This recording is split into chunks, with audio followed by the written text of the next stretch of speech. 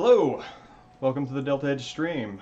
I'm James Howell, and starting a little bit late, apologies for that, but we are here, we are live. This is part 3 of Silent Hill Origins, Travis's big adventure in Nightmare Town. And we're going to give it a few minutes here to let folks show up as soon as the stream chat comes up here. There we go. Nice.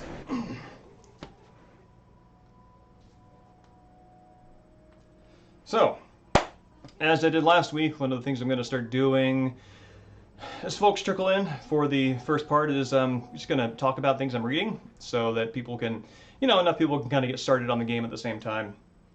This week, continuing through Louis Vada Camões, the Lusiads, the Portuguese epic of their first voyages out of Portugal into Africa and India. And yeah, it's about halfway through, hit Canto 5, and it's solid poetic material. It's, it's very strange. He's pulling in a lot of references to Rome and stuff like that, because one of the things that any European power 15th, 16th century really likes to do when it is setting its eyes on either horizon to expand into empire is try to find some way to connect itself to Rome, which is sort of like the ideal of civilization at the time. The church isn't doing it, so one of them has to. And yeah, so it's kind of embedded in that sort of imperialist language, but it also makes use of like all the Roman gods and deities and things like that as a way of sort of saying like, hey, we're Portugal, we're actually New Rome. And so it's a little bit of a hoorah nationalist thing for, 16th century Portugal. But embedded in that, I mean, it is a poem, right? And it does reach some fairly sublime heights in its description of, heroic endeavor and trial and success. So yeah, it's a worthwhile read. I'm 5 cantos in. And I also got this week. I don't know how to pronounce this, but it's Semiramis by Voltaire. And I think this is one of those print-on-demand things. I did not read the fine print, sadly, when I ordered it, and I thought that it was a recent translation, but it turns out it was translated by William Fleming, who was 19th century, and buddy, let me tell you, 19th century translations into English, especially out of England, tend to incorporate a lot of thys and thous and a lot of that sort of deliberately poetic language that kind of makes you want to just stick a knife in your chest and twist it until the words stop. So I mean, I read enough of that stuff in grad school that I can kind of get into it pretty quickly after a little bit of, warming up to the water, that I can do it. I can also do it because I spent money on it, and I'm cheap enough for that to be a worthwhile motivation. So, that gets us a few minutes in, so we're going to go ahead and get started here. This is Silent Hill Origins. Let's see. Last time I noticed that the stream quality was a little not that great. It was very had a lot of distortion to it that that didn't convert well to stream. So I'm trying a different device this time. Right. Okay. So there was not a save option after we completed it. So now I've got to go through the boss fight again that we went through. This is Travis's mom.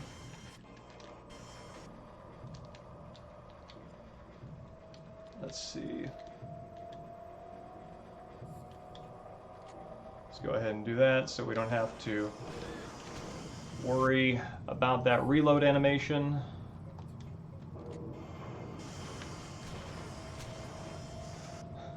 This game's menu system is super buggy. Let's see. Yeah, it swaps over. Sometimes it swaps over and duplicates the icon of one weapon for the other, and then other times it just swaps them completely.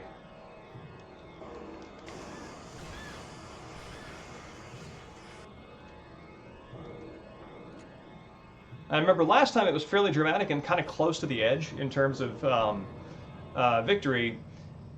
And I'm actually super curious to see how that... Hold on 1 second, I'm going to turn the volume on the TV down here. I'm curious to see how that pans out when we are reloading from the menu.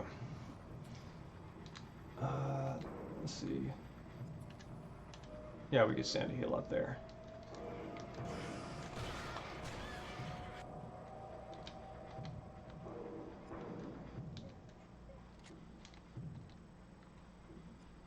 Still doing pretty good on shotgun ammo.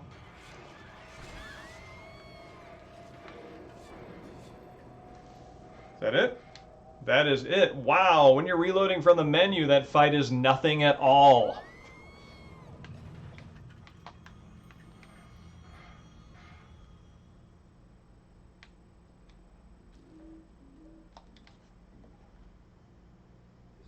This is just like before.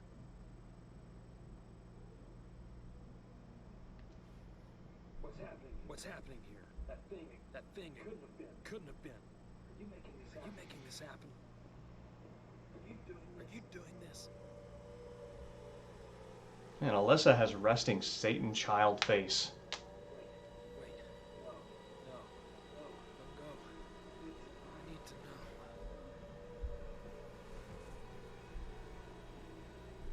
Something that I think they stole from the movie for this is, I remember there being, I think Alessa had some control over the coming and going of the other world, and that seems to be repeated here as well.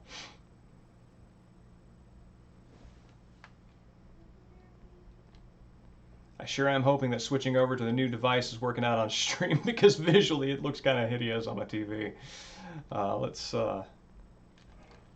It's locked. That's not an expectation. Oh, okay, it's the wrong door.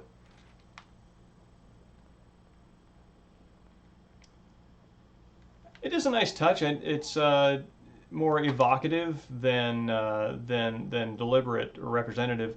But they do have this this large fir tree here in the center of the circle, and it's got that sort of Mark of Metatron look to it. That feels pretty good to see. It's nice to know that Silent Hill has a theme. Artaud Theater.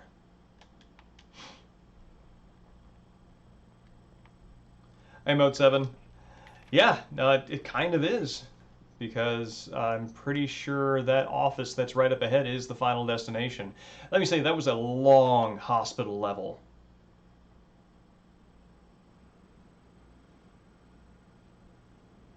Oh, this is strange. This is James's car. Lumberyard key. I remember the lumberyard was lockable, and the fact that there is a car here idling does raise some questions. The most immediate one is, why can't I drive it? I would love, and I know this is probably way out of scope for anything the designers had a budget for, but I would love to be able to take this car, even if it is just a one-way thing as a gimmick, and just plow through a bunch of enemies to get to the lumberyard. Hi, Space Hamlet. It's good to see you. It's been a while. Right. I still have monsters lurking in the draw distance here.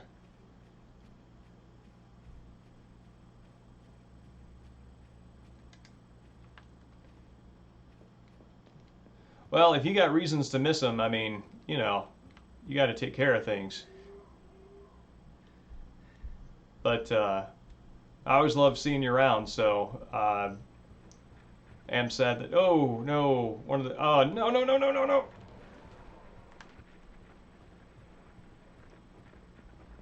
I'm glad you're around, is what I'm saying, as I flee. Okay. I feel like the lumberyard was kind of far away from where I am. Oh, there's the lumberyard. Okay. Lutheran Church. I mean, monsters looking in the draw distance is both in fiction on this, and depending upon like how much of your engine you're trying to spare running at once, an actual statement on the side of design. So I'm gonna run. Okay. Down here, I'm gonna take a right on Toluca Avenue. I'm gonna get to the butcher's shop. I'm gonna go down through there, hit Low Street, right on Cielo. I'm like 2 steps further than I'm gonna even remember, so I'm just gonna take a right here.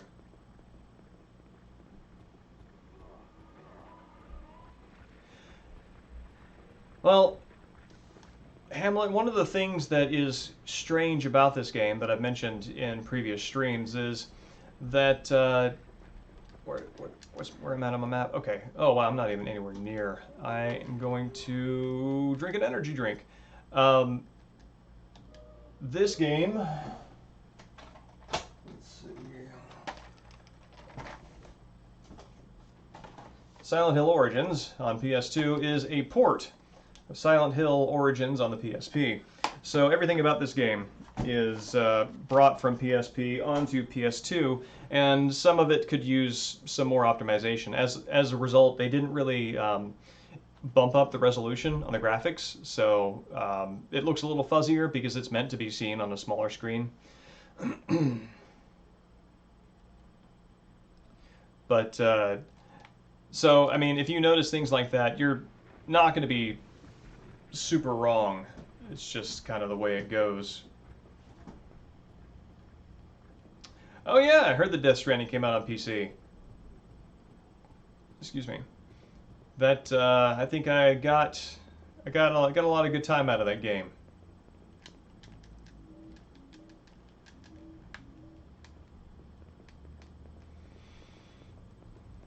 But it is no small investment, and I think that I have spent the time that I'm going to play on that game. Hey Copperhead, it's good to see you. Copperhead left a very kind comment on one of my YouTube videos, so I invited them on over to check out the stream. I really need to make some sort of public announcement over there that this is happening, because, it would be nice to include that audience. So anyway, it's good to see you. I'm glad you came by.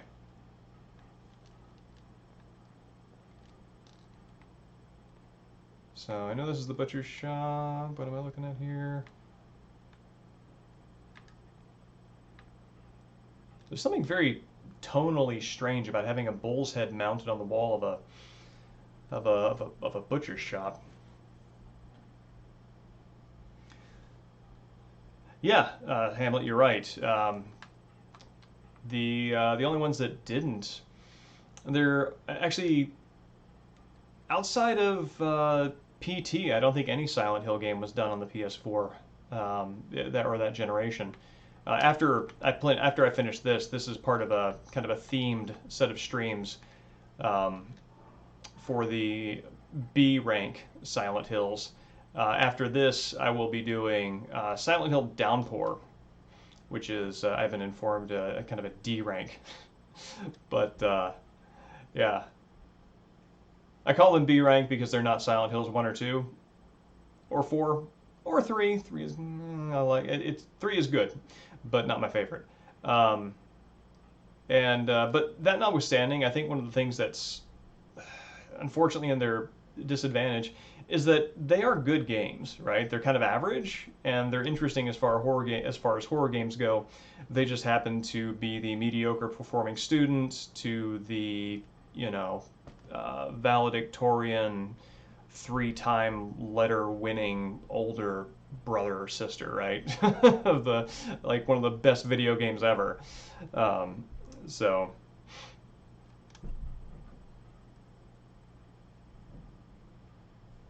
Oh, nifty. I'm glad they doors open. I'm glad they got the port right. Which I have no doubt that they would. Did they release that on? Oh my God.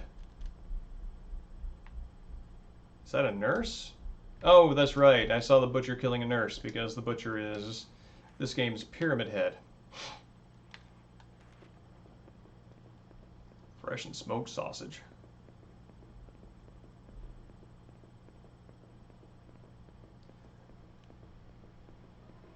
Yeah, it is. That is this game's Pyramid Head, and where am I going? Okay, cool. It likewise announced itself by killing a nurse. Oh, I've got to say I'm not a fan of the stamina system here.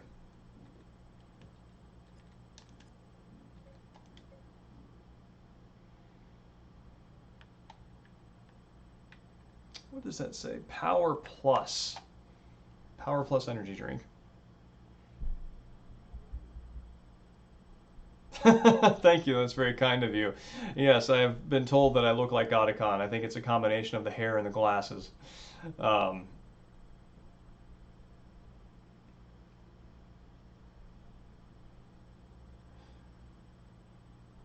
oh yeah, yeah, MGS5 had a solid port too. Yeah, I don't know if they used Fox Engine for Death Stranding.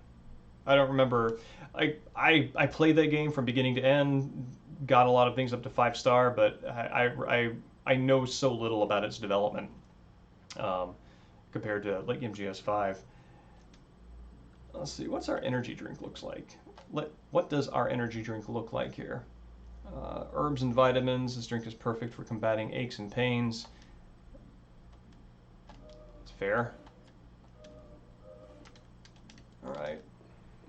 There we go. Okay. Pretty sure I'm up over here. This is our lumber yard. Yes, it is. This is our lumber yard. And a fitting name it is, because here comes someone lumbering up at me. Go away.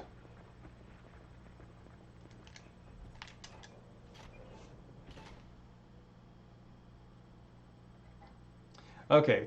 Yeah, no, it felt Fox Engine-y for sure. And I imagine if they had the same engineers, they probably were able to replicate that without much, without a whole lot of trouble, as long as they like I don't know, didn't mess with anything proprietary.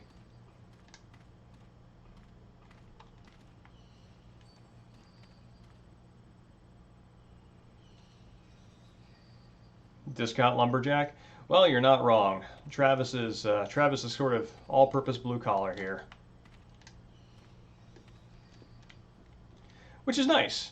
You know, it's a nice variety. You've got your artist types, your Harry Mason, yes, your Harry Mason and your Henry from Silent Hill 4, writer photographer. You've got your delinquent, you know, Heather, Silent Hill 3, and all-purpose desk jockey, which is James, who is ambiguously employed as a clerk.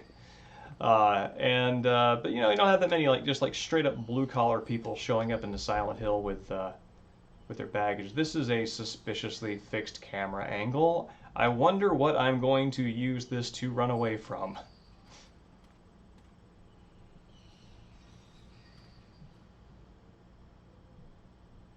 I think I'm kind of hearing something.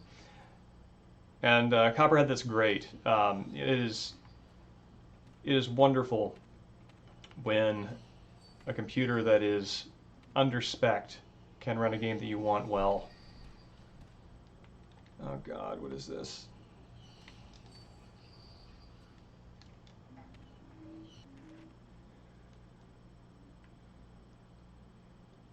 Why are you helping her, Travis? Did you see that nurse? County celebrates centenary.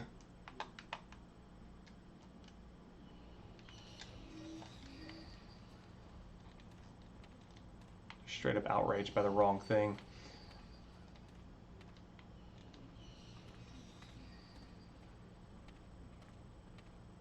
Okay.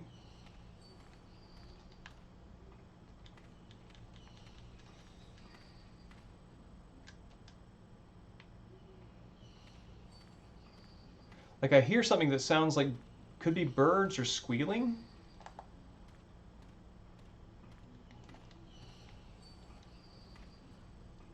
And I'm super prepared to get like jumped here.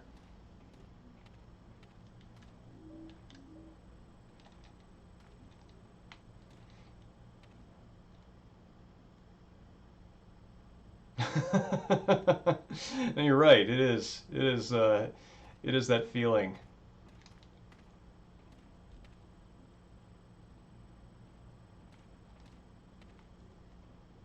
Right. Oh, one of the things you can tell, again, because it's the PSP, and the PSP only has like one shoulder button, it's got one analog stick and a D-pad, is they ported the control scheme identically. So you change the camera angle by clicking your R button or your L1. And so anywhere that that doesn't happen, you're just sort of aware that it's deliberate. Okay, I didn't get jumped. Maybe that happens later.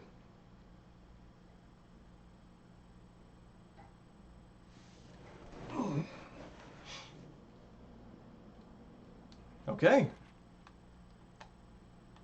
Maybe it was all for tension. Taco Shack, Public Records, Cafe Sun, Green Pharmacy. I wonder... One thing that this game is quite good at is it does furnish you with a Silent Hill that is quite explorable, much in the manner of the first game. It is a little frustrating that enemies are showing up now. Kind of puts a damper on my freedom to do that in peace.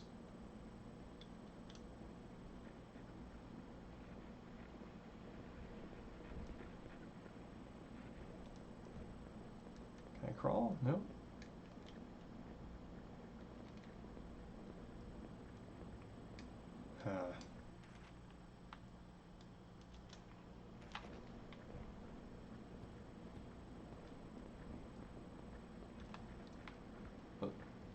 Thing is, I actually like fixed camera angles for their for the visual frame. Ooh, I like this. I like when the rift and separating Silent Hill from everything else destroys a house. It's a good, meaty, crunchy feeling.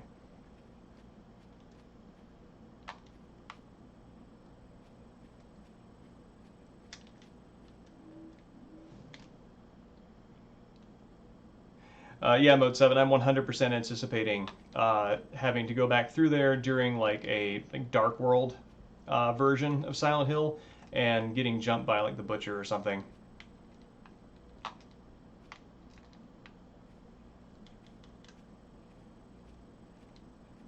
Okay. Oh man.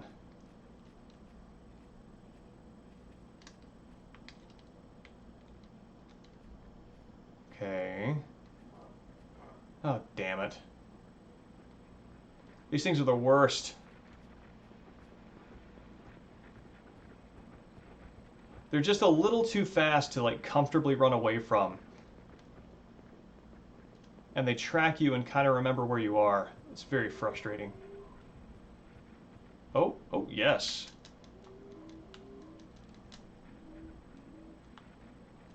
Can I open this door? Is this foolish? It is in fact foolish. Let's, oh wow, that thing can cover some distance. Whew.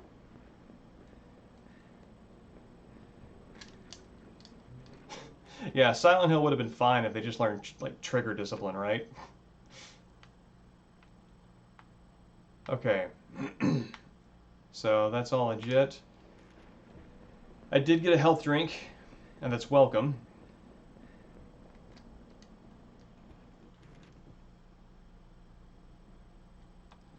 Mode 7, yes.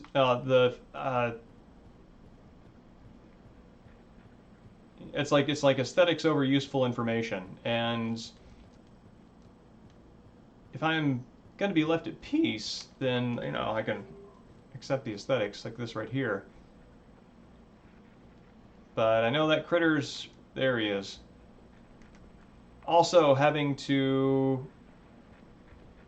deal with fixed camera angles when you have non-tank controls. is difficult.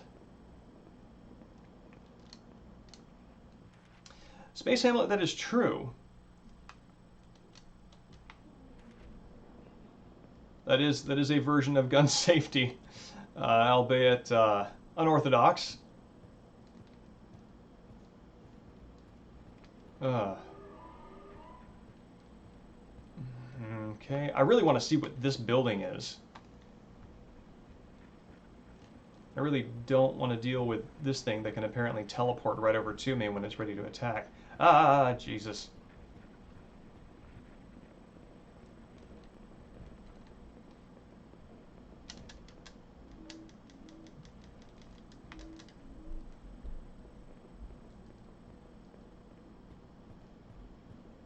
Whoa.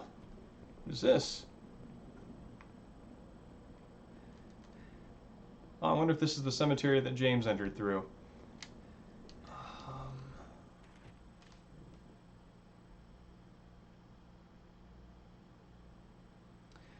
Oh yeah, the sewer croc. Did that have a fixed camera angle? I forget. Was that like faced in front of you to where like you're running toward the camera, and you've got the crocodile behind you?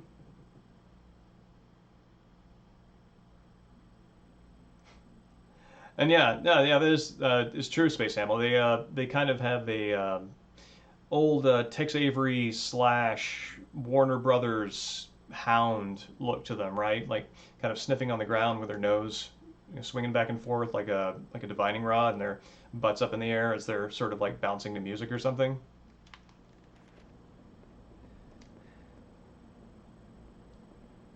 Hey, Frigid Mirth, it's good to see you. I am following this suspicious trail of blood toward an area that is definitely not my targeted destination on the map. And I wonder if I am in bonus discovery land. I think I might be. Oh no, it hears me. Store is unlocked.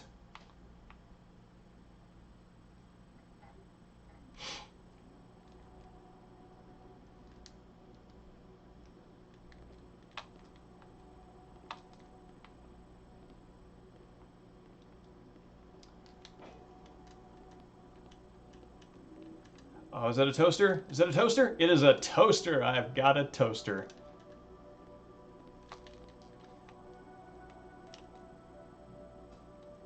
So yeah, let's I don't even know. Okay, I did get like sidechecked by that dog sniffer thing. So maybe that's where the damage is coming from. Um, yeah, I'm just gonna take a quick inventory of all my melee items because melee items are next to impossible to use quickly. There's like a 1 second delay between. Yeah, I got a lot.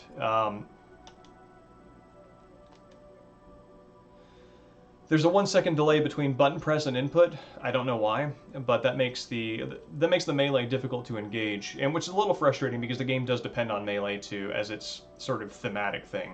Because I'm carrying all that because Travis is a trucker and he knows how to carry a haul. Has 2 wide slots for breads, muffins, and pancakes. Made of pretty tough metal. Like the. I mean, all of this has to be assumed that this is, a narrative voice of Travis, right? Like he's looking at a toaster, he's like running this catalog through his head of all the possible carbohydrates that he could stick in there and come out warm and crunchy. Let's see. Got a set of these in the truck. Travis is clearly unimpressed. The length of timber, jagged and broken at one end, not exactly lethal, but better than nothing. A cruel-looking curved meat hook, lethally sharp and ideal for pierced flesh.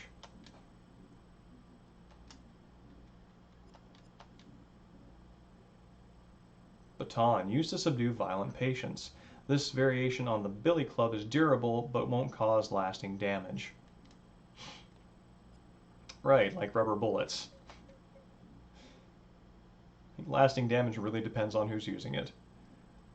This kind of stand they hang IVs from in hospitals has a surprising heft to it. Oh yeah, look how huge this thing is. Just to give you an idea of like how deep his pockets go. Like it's this. It's like you use this to poke like wasps' nests out of gutters in the roof. This thing is gigantic. Yeah, this just kind of one hands it. I mean, you know, this is the sort of thing like, God, his upper body strength has got to be off the charts.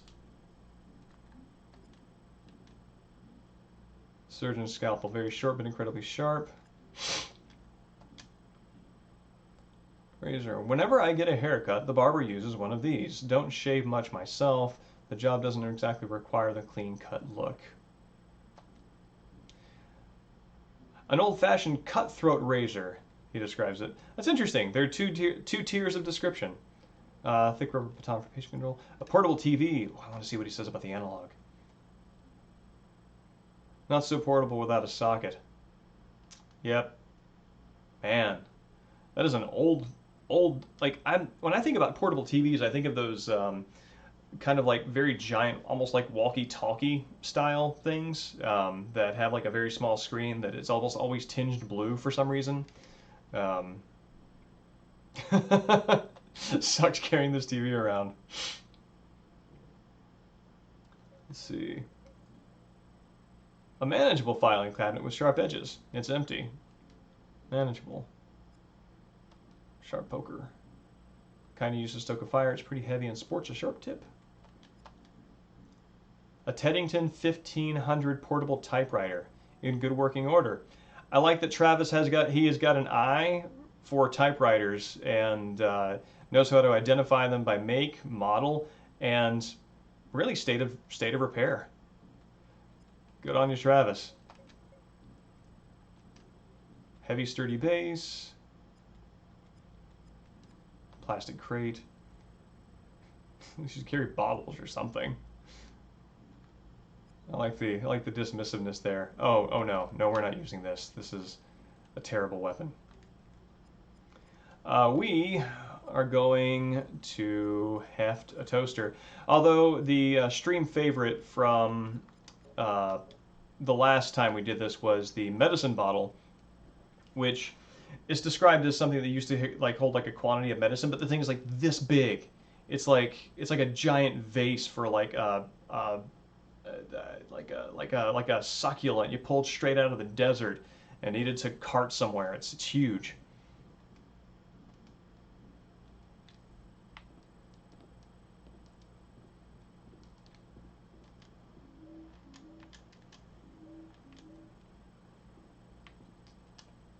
How curious that thing is like emanating light. May it be some sort of lamp? Yeah, there we go. His lamp. Oh, speaking of lamps. That's another good place to store your bullets, in your toaster.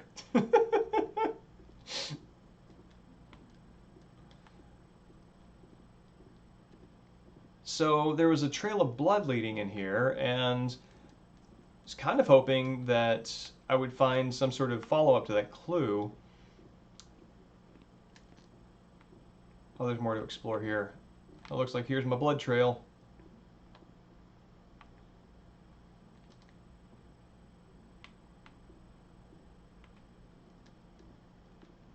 Let's see. Come on, camera. Is that... what is this? It's a little hard to tell from some of the passive objects in the environment have a little bit of a glow to them, so it's a little bit hard to tell just at first glance what is an interactable object and what isn't.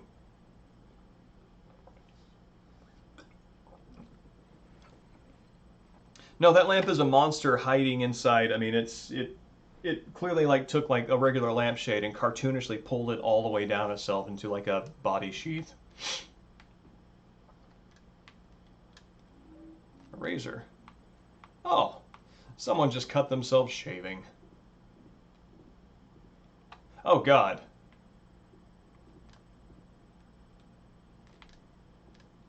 Oh, this is clearly the butcher.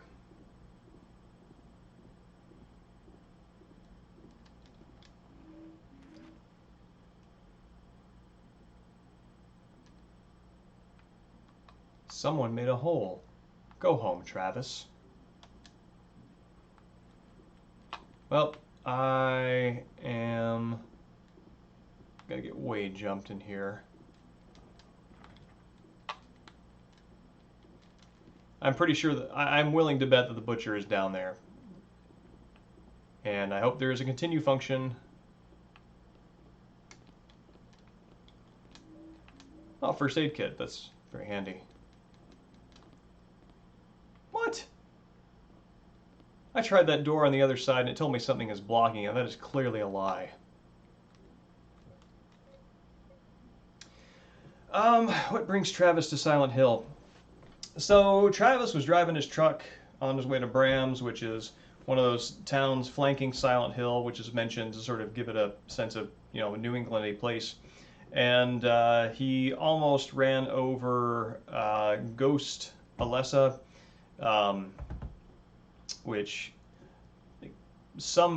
whatever ghost form of Alessa exists in Silent Hill continues to play in traffic. So he, like Harry, wound up in Silent Hill that way. He went looking after her, found Alessa burning in the house where Dahlia and Kaufman had set her on fire in a ritual setting to tease out her latent powers, saved her, and then passed out, and now he's implicated. What we learned from the last stream was Travis's mom went into a psychiatric hospital because she like attacked him, saying that he was a devil when he was a boy. Ever since he was a kid, he can touch mirrors and pass between this world and the other world, and that was yeah, that's what we learned about him. So Travis has a history in Silent Hill. He's got parental trauma, and don't know what the deal is with his dad. Dad seemed fine, so he's got that going for him. And yeah, I don't know. Maybe he had a tragic pet incident, and that will turn into a boss fight at some point. We don't know. Film grain and lens flares. You know, you're right. There's a battle going on for our hearts.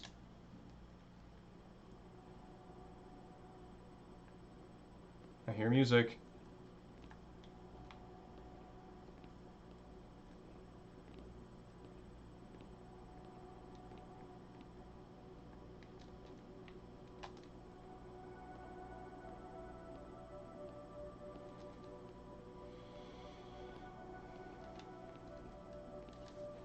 Mailbox for apartment 213 is overflowing. Mail has not been collected for weeks.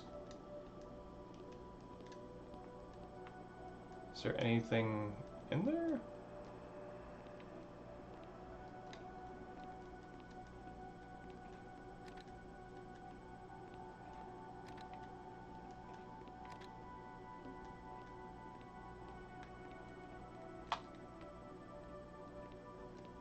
All right. That seems all legit.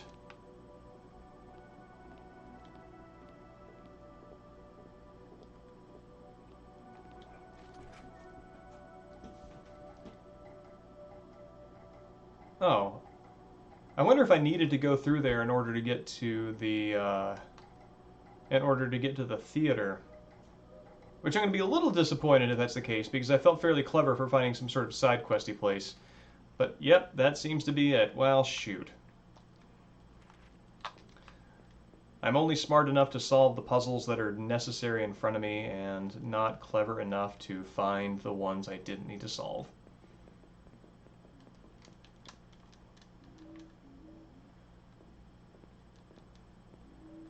Service pistol?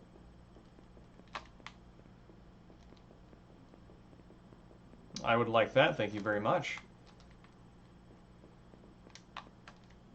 What am I looking at here? I want to see if they wrote that front word on the back of this sign, but I don't think I can adjust the camera angle that way.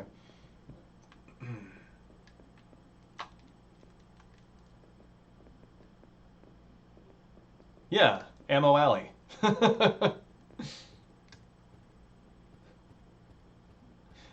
Every small town's got one.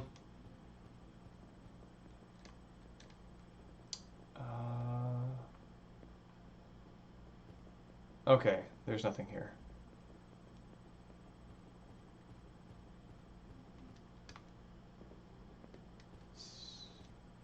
Jesus, that I'm assuming that's a door, and if it is, it's huge.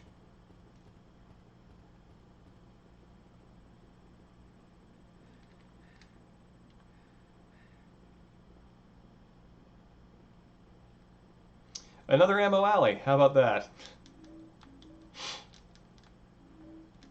Ooh, rifle ammo.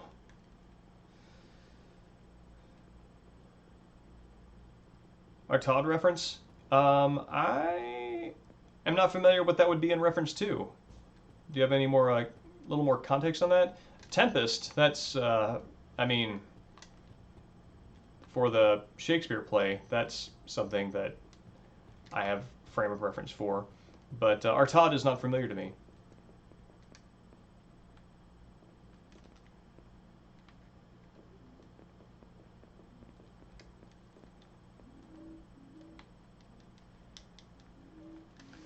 Well, I am glad I am stocking up because I was pretty dang dry on resources after that last level. Bail bonds, 24-hour service.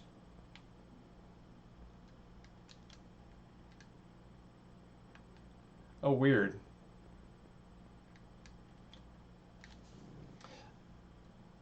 So, two things that strike me on that is that usually they just let me explore and create like a barrier, like a locked door that I can't get past, rather than sort of jump in as the designers and kind of, you know, usher me away. Second, is very strange that the camera jumps.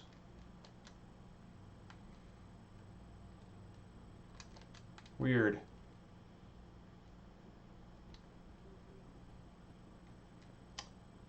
Restaurant, obviously. Restaurant.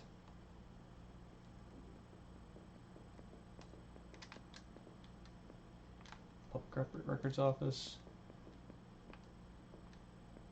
Speed limit 35, no parking. Well, buddy, you're obeying the speed limit, but there's a no parking ordinance that you are in violation of.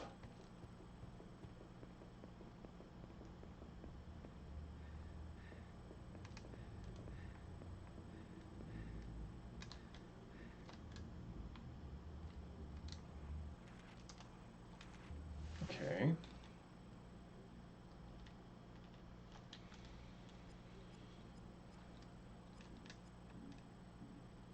Tetrahedron with word past engraved on its side feels heavier than it looks.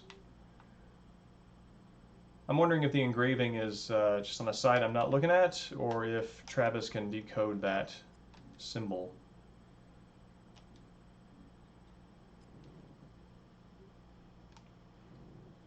I am escorting this toaster through a dangerous situation. If there's one thing... So Travis went in, tried rescuing a burning child, doesn't know what happened to it, and he's just not going to make the same mistake again. I've had this quarter since I was a kid, from when my parents died. It's kind of a lucky charm. Something scratched to it, looks like 61.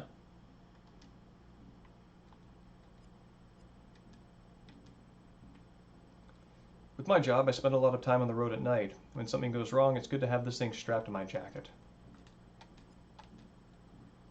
Handy when I'm unloading my rig. Tunes tend to keep the boredom at bay. I do like how they contextualize that, like, he already has these things and we don't need to go through the Silent Hill song and dance of recovering them from some sort of rubble. The Tempest, yep. Oh wait, I want to use that.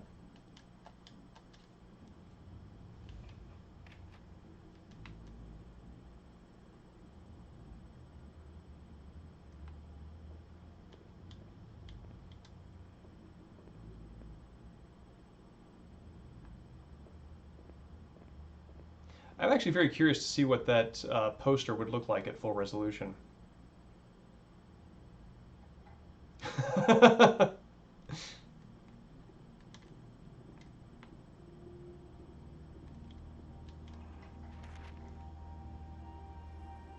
Jesus, this level's huge also. I don't remember how many levels there are to this game, but this is the third, and I kind of remember this being semi-close to the end. So it feels like maybe they traded off sort of, it's like Silent Hill 1 and 2 had a series of sort of middle-sized areas with maybe one or two, maybe three sort of gated spots. And this seems to lean heavily on the like longer but fewer dungeons thing.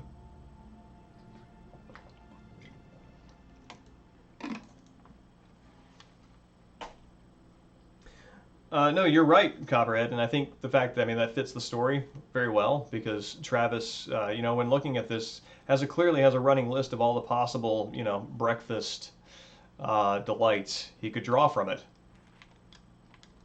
So he knows what's up. He actually gets even more protective of it when I'm ready to use it as a weapon. Like, no, my toaster.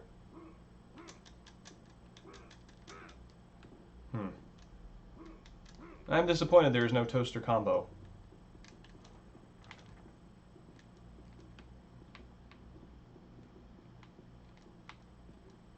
Ooh, I like those rotary phones. I also love this save spot.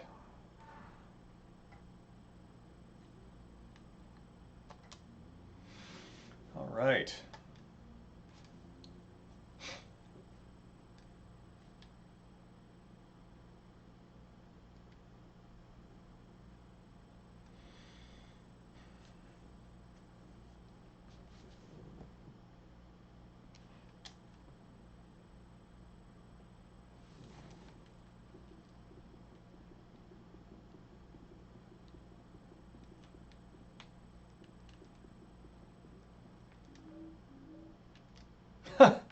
I like when Travis bends down to pick up something while he's holding the heavy object. He lifts with his back.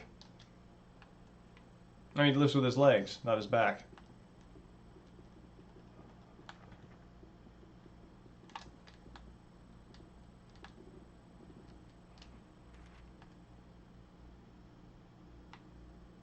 Okay, I'm strongly suspecting this door is going to be locked. Oh, no, it's not.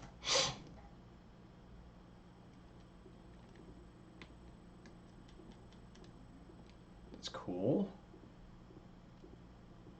This is kind of terrifying. Whoa. What are you doing in here, Lisa? Sorry if I scared you. I thought I was the only one in here. It's dangerous. Dangerous? You're kidding. The door was open, so I let myself in. I just love the theater, Travis. I want to be an actress. But Mom was a nurse, and her mom was a nurse, so I'm going to be a nurse. I've got what it takes, though. I can't stop thinking about you, Travis. I want you. You're all I think about. Let's get the hell out of this crazy town. Run on. The two of us. We could be so good together. See? I was about to say, she's known him for like 3 hours and he probably smells like blood. Well, see you around.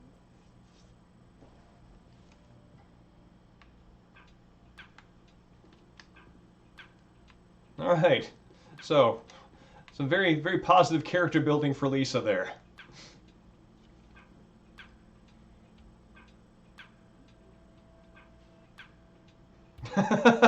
Hooters brand theme hospital. And yeah, Space Hamlet, I think that it is a shame that the toaster didn't make it into the final cutscene. That clearly is a creative oversight. Frigid Mirth, that's really interesting. I want to look that up after this stream. I have been reading more plays lately. One of the things I mentioned at the start was I got this in the mail this week. Semiramis? I don't know how it's pronounced, but it's a Voltaire play. Unfortunately, it is a 19th century translation, and therefore it's going to be full of a lot of formal conventions that would reek as pretentious now, and I might carve my eyes out, but I paid money for it, so I'm going to read it. I also got a batch of A.A. Milne plays, some of his comedies, last week, so... the Artaud reading, I'm not touching my controller, by the way, he's just doing this. That would be welcome. I'm actually really curious to see. You know, while we see how this goes, I'm gonna grab that book. Hold on.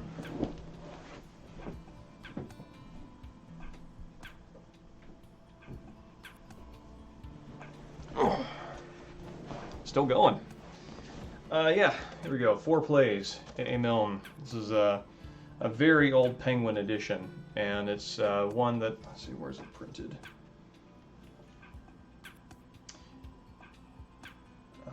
Yeah, it's older. The spine alignment, the way the letters go on the spine is kind of is backwards from the current convention.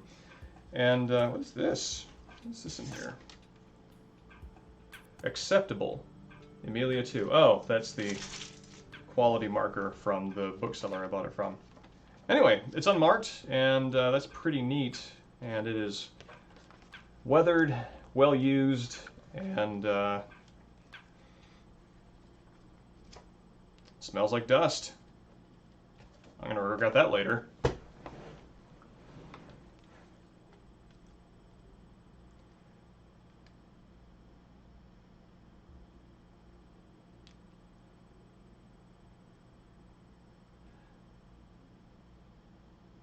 And yeah, Copperhead, Space Hamlet's right. They are linear. They usually try to break that up a little bit by giving you exploration spaces. Silent Hill 1 and this one does that, and Silent Hill 2 do that. Basically, the ones that sort of focus on the town give you that kind of freedom. The other ones sort of like drive you more in a direction with maybe little side corners where you can find items, rather than leaving that up to you. Is that like a pair of eyes? It looks like a pair of eyes sticking through there, but...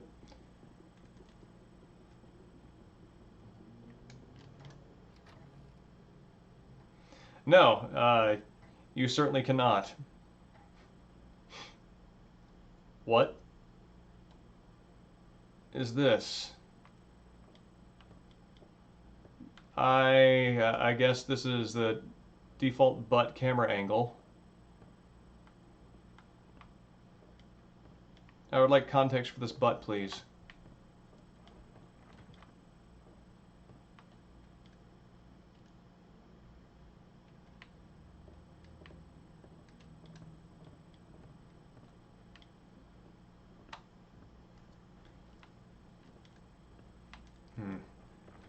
I am very sure that thing is not going to attack me at some point.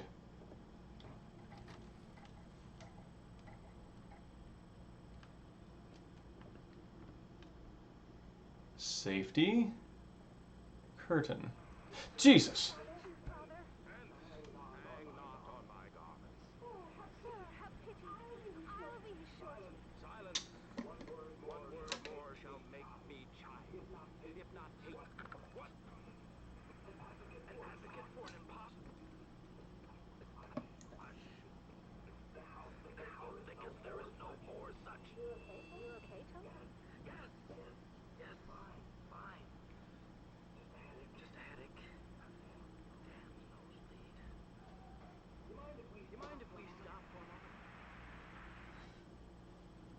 Huh.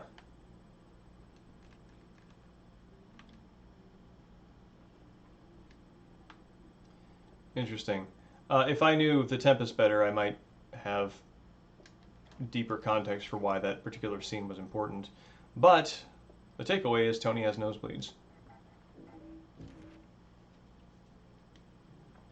Good luck getting anything to work. This place was wired by idiots. The safety spotlight is on the same circuit as the spotlights. If the light blows, the whole thing fuses and you can't move the safety curtain. Idiots! Safety inspectors would blow a fuse literally if they saw this stuff. Wouldn't happen in the city. See you when I get back. I wonder what the big city is for Silent Hill. Eric.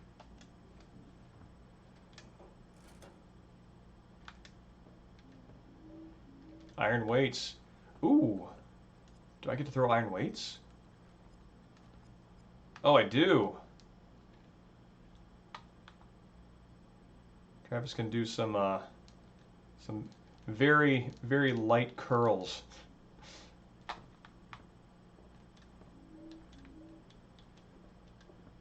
Does this box something?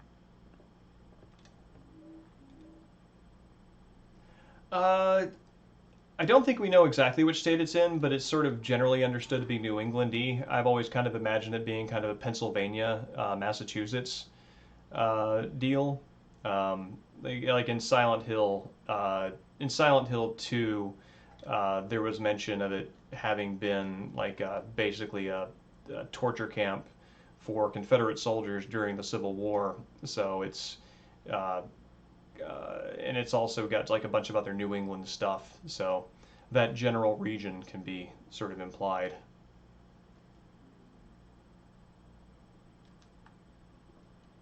A couple hours from Raccoon City, that's right.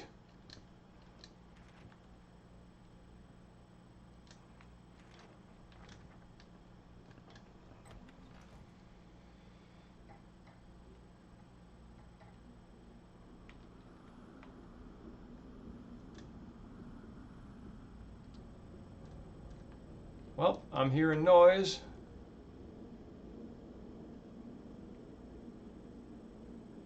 And I'm not super excited by that.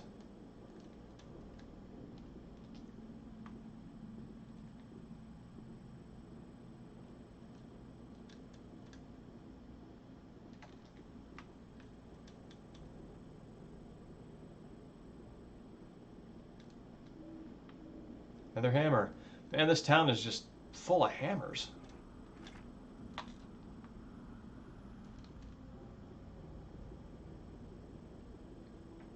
I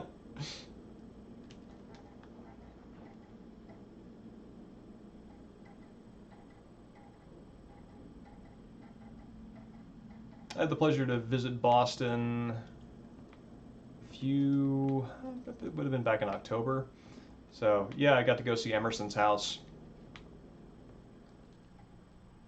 Oh boy.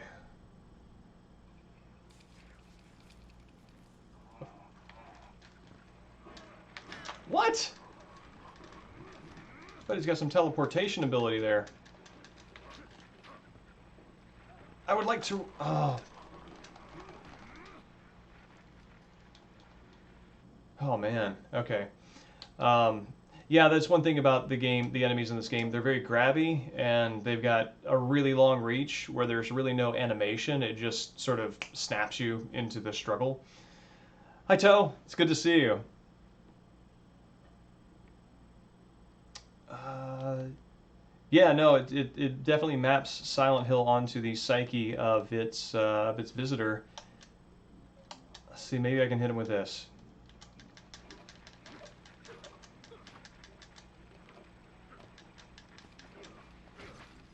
Good, good. Um, and yeah, it is like fighting against lag. I do want to try. I do want to try the PSP version after this, just to experiment and see like what the input lag is. But yeah, no, I visited Boston back in October, visiting some friends, and went to the Emerson house and was caught with this very deep sense of nostalgia. Wasn't really sure what to attribute it to, other than the fact that I really did like the Transcendentalists and the kind of that period of American literature. And then I was telling that to my mom, and she was like, "Oh yeah, you know we lived there for like 2 years when you were like from 1 to 3." And I'm like, "Oh, I guess that might explain some of the nostalgia." The things you forget.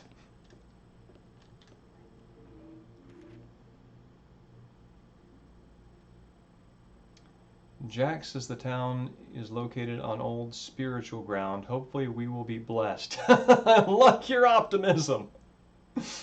Prospero, shaman, feathers, smoke, totemic magic, aerial, air spirit, flight, projection, puppets.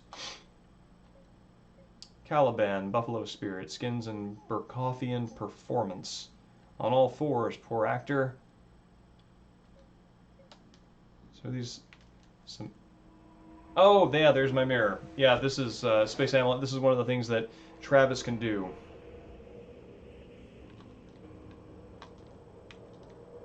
You can go to the other side, but I would like to finish exploring Silent Hill first. Or, you know, this side of it.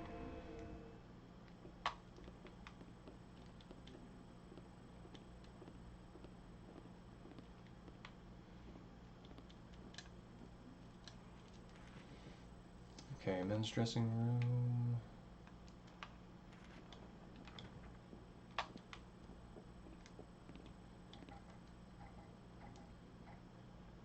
Is Travis in a memory?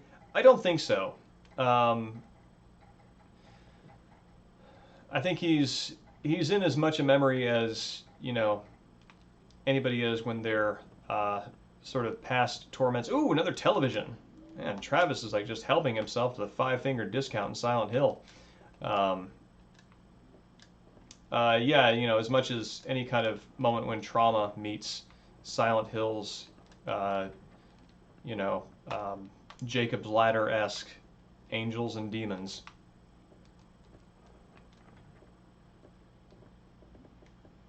Has anybody in chat seen Jacob's Ladder?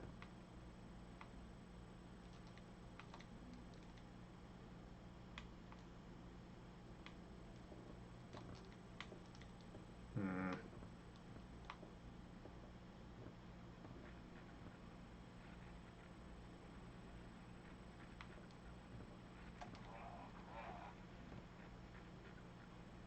All right. Here we go.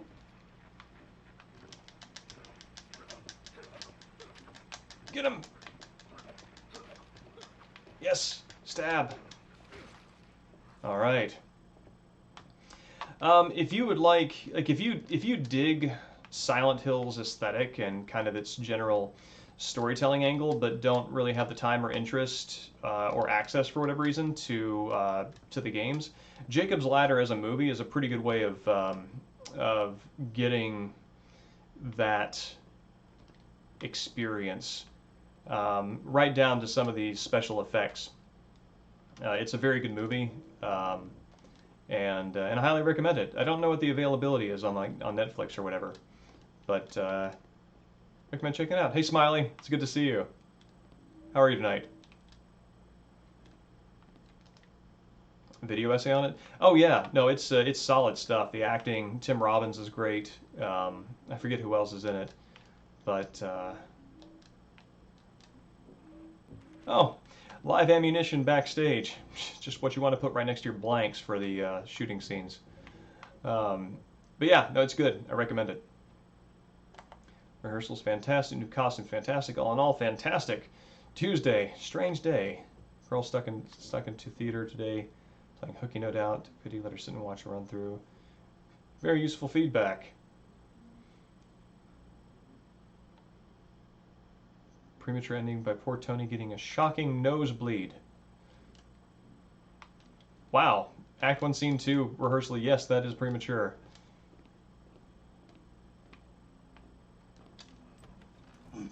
Pardon.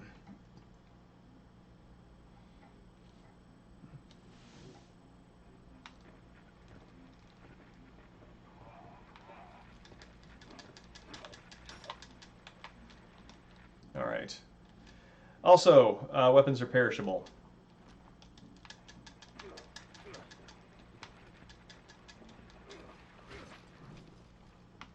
Breakable.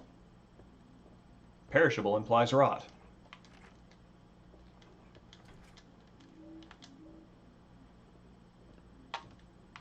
Winding down is good. Winding down is very good. One of the reasons why... Wait, when did I get a service pistol? All right. I don't remember that, but hooray! Winding down is good, especially, you know, folks who I know have become increasingly more stressed about COVID, which was one of the reasons why I started streaming, because my reactions to the situation are less intense than many others, and that is a demeanor that I hear is appreciated right now.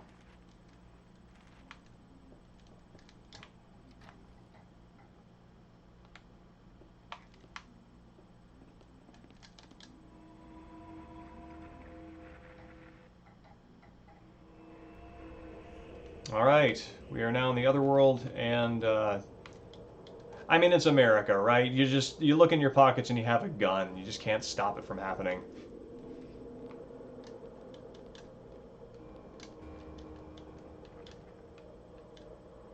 Oh, I bet the other world here is Tempest themed.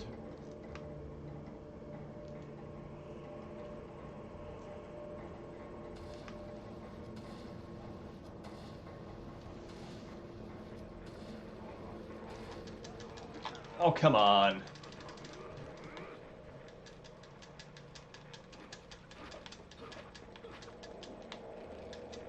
Get him. Oh, God.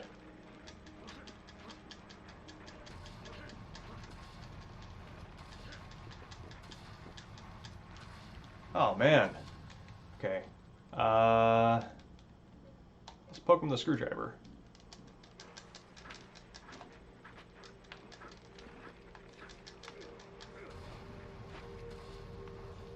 Alright, thank God. I hate those things. I did not know that when you knock them down, they get on their hands and start kicking you with their legs.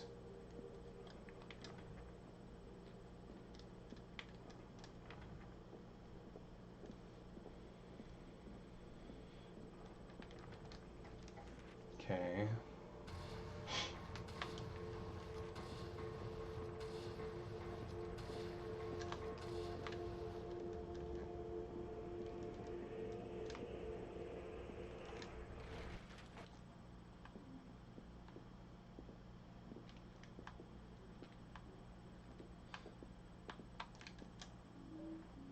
Balcony corridor key. All right, nifty. What is that on? One of the things that this Silent Hill does, which the others do, in particular, I'm thinking about hospital rooms in Silent Hill 1, is they give you a fixed camera angle here. I mean, it creates tension, prevents you from really seeing the full area, but it also, I think, makes it actually look less jank. It probably um, presents better, I think, because you don't have the camera sort of like crunched in over the character's shoulder. Interesting. I'm trying to think if I know of a game like that with the mirrors being used as a kind of a teleportation device. Siren? No, Siren, you look through the eyes of others.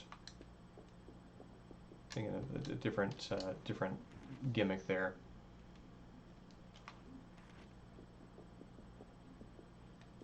Hmm.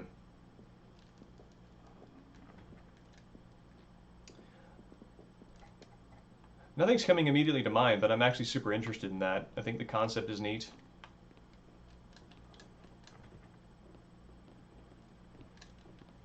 Oh, God. I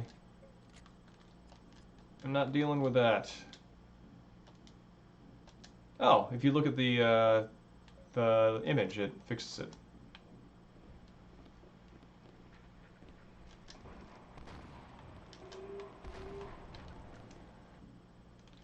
Yeah, you want to make sure to finish these things off with melee, because if you don't and you go up there and you press the finish them button rather than taking like the butt of the weapon and cracking the skull, he'll actually reload it and then use a bullet to finish it off, which is the biggest waste.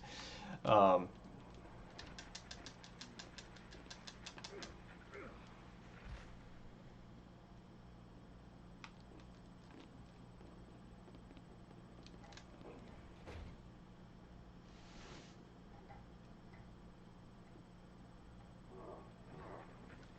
uh, let's see. Where am I? And where could I have explored? Okay, that's just a straight hallway. So, um,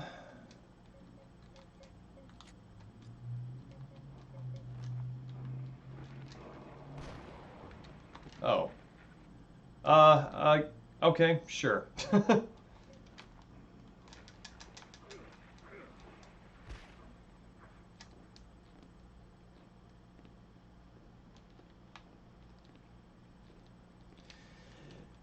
Yeah, it is. I mean, one of Travis's. Oh, the Evil Within. I love the Evil Within. And oh yeah, that's right. It had the mirror thing. I Can't believe I forgot about that. Evil Within is one of my favorite games, and I wrote a whole essay on the second one of them. Derp.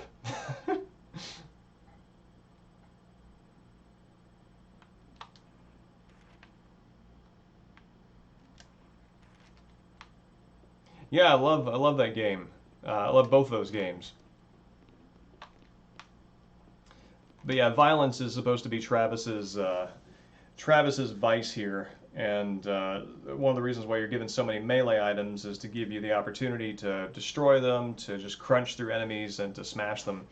But just the melee combat is inferior to ranged, so it wind up using it a little less.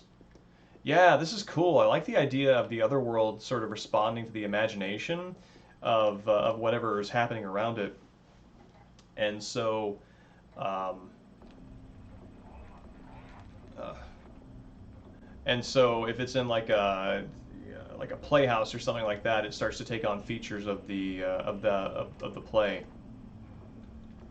All right, we're gonna throw a typewriter.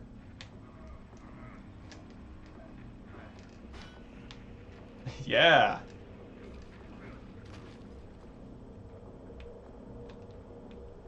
that is what I call a typeface because it hits the face and the fall. Yeah.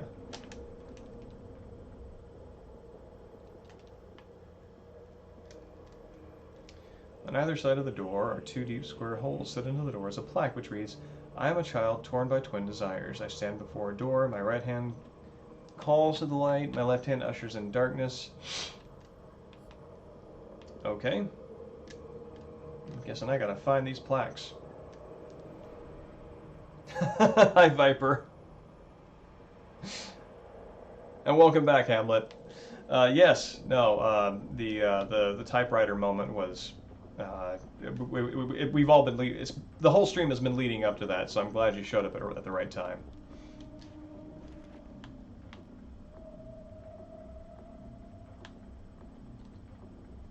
So that's my other world. How do I? Okay, there's that map.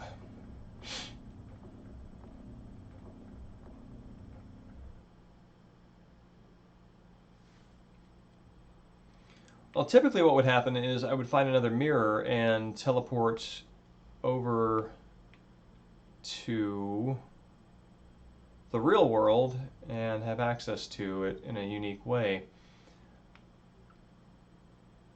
But I don't see a mirror here. Maybe I should go back and look.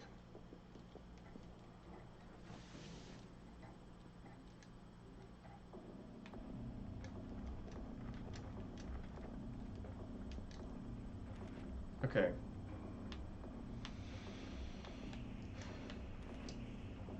Yeah, it's all blocked off. And no mirror. So, better go back.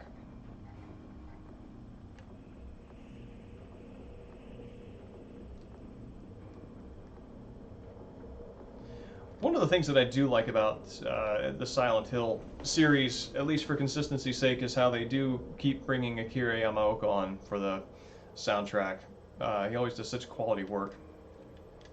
I'm glad that seems to be appreciated as something that should continue to be uniquely Silent Hill.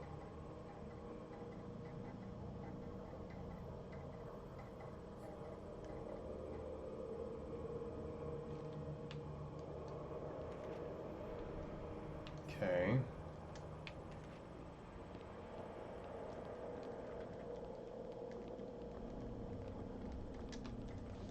I feel like this music kicked in around the time that I looked at those plaques in that door.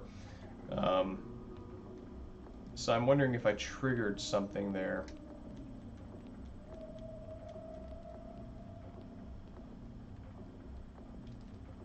Oh yeah, no, his filing cabinet is his baby. Actually, the typewriter was his baby, but then we broke the typewriter, so now it's time for the new baby.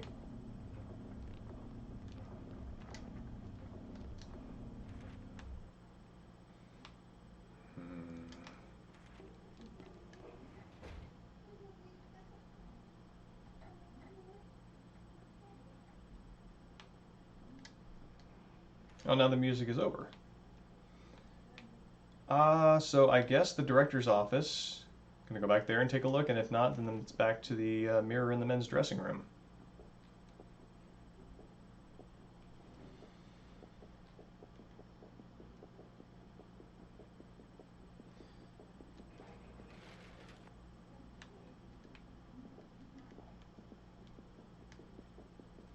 Yeah, Travis, decency man.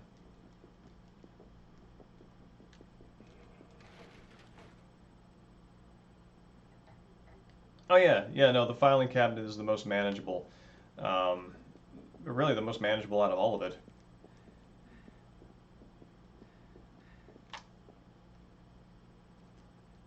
Mine. No one else's. He's like a cat that has something that it kind of wants within reach and isn't really interested in possessing it. But then as soon as you come up to try to take it,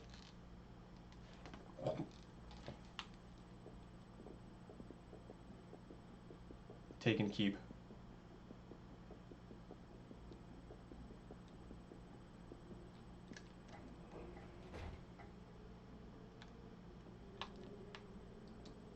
All right.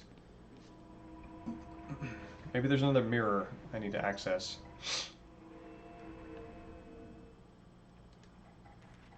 On this side of things. Okay, I didn't try the publicity office.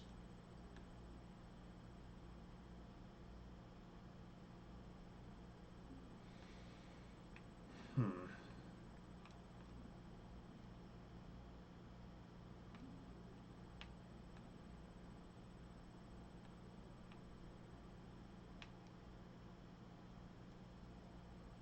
Okay, I'm going to try the director's office again and the publicity office. Um,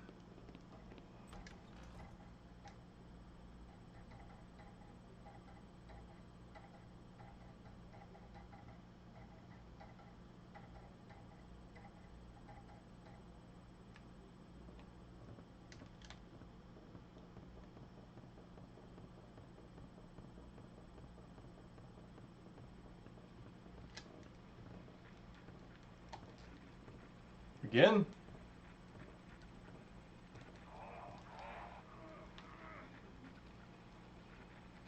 Yes.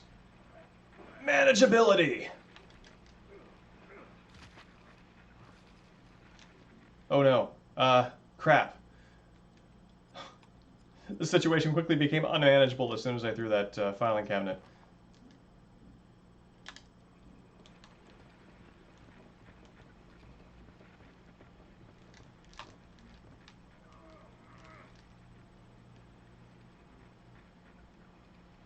Table lamp, go! What?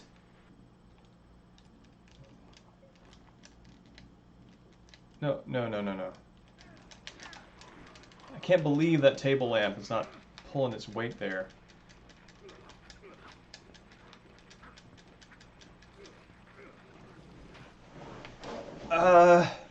Space Hamlet, I've got some bad news about the toaster. It's gone to a better place. It's yes, the the toaster's fine. The toaster's fine.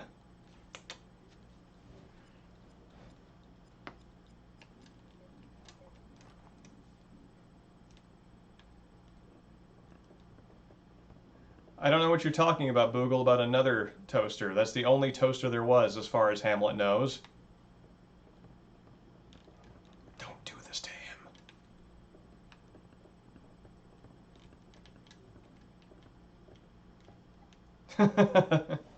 He does. I mean, like I said, he's a trucker. He knows how to haul goods and properties.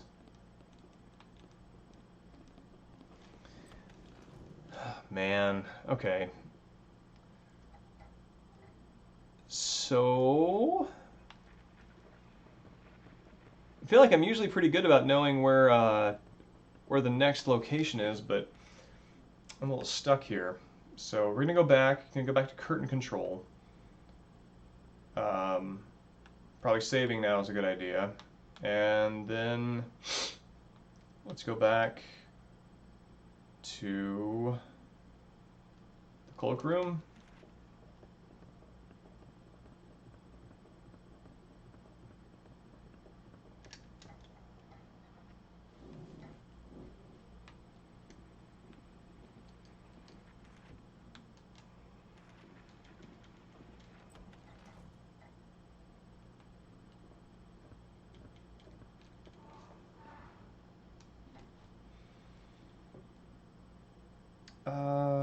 Yeah, I'm definitely not going back to that save file.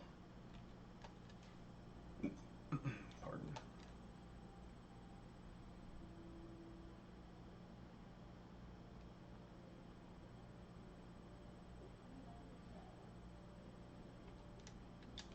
Okay. So, is there anything marked on this map? Okay, there is that power control panel. I need power going to this thing, so that is one puzzle that needs to be solved for sure. Oh.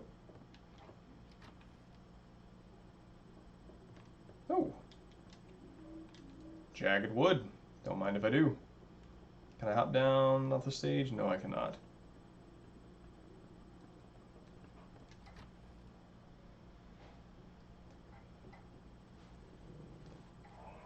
Oh, God.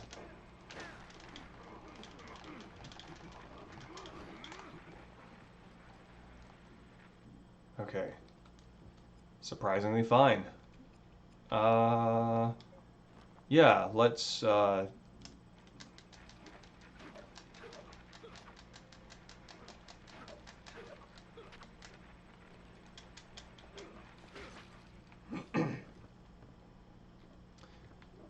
Oh, that's the one that was hanging up there. Of course. All right, another typewriter. It's Travis's day.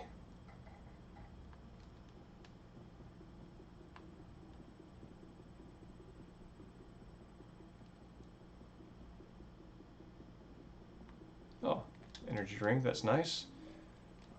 Okay, that's definitely locked. So if I'm unable to find, like, make headway here, just for the sake of keeping the stream at a clip, I'm going to poke Boogle as our trusty moderator to look it up on the internet. Boogle, look it up on the internet. What do we do? Let's see, same model of typewriter? What are we looking at here?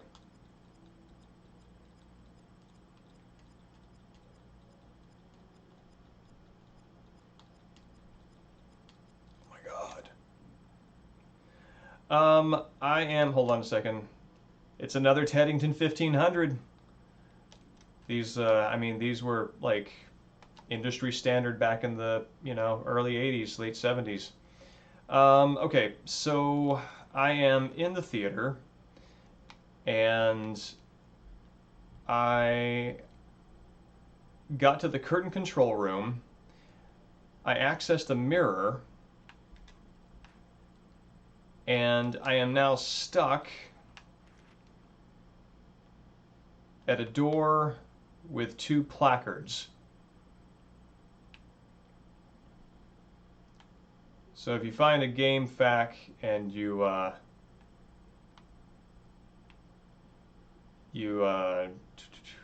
words I'm trying to say, you look it up.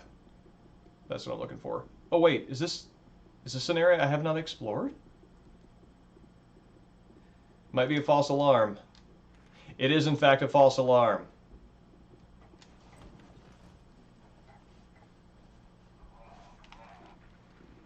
What? You're already on the ground?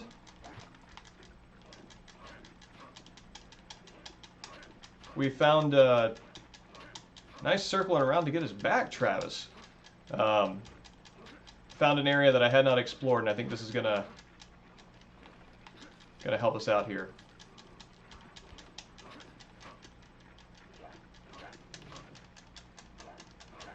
Awesome. I am in the east corridor next to the lobby, so I think that we're right there. All right. Thanks, Boogle. Saving the day over here.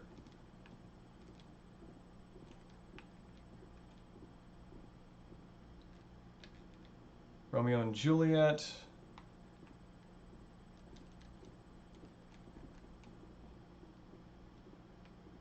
Hamlet. Tempest. I mean, they've got a theme.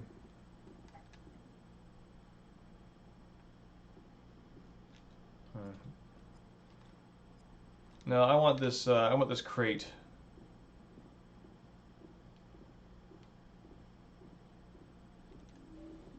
First aid kit. That's good.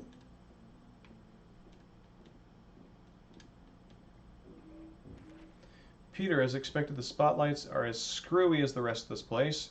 Finally got them working. My trusty voltmeter? Voltometer? Saved the day again. Remember, you need all the lights working, otherwise the circuit blows. Throwing the circuit breaker gets old fast. Here are my notes. Oh, it's a puzzle.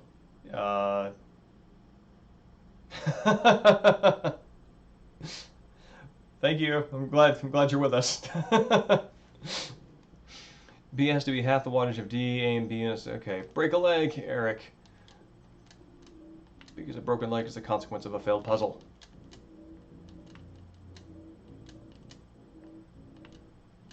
All right. So I got bulbs of various wattages.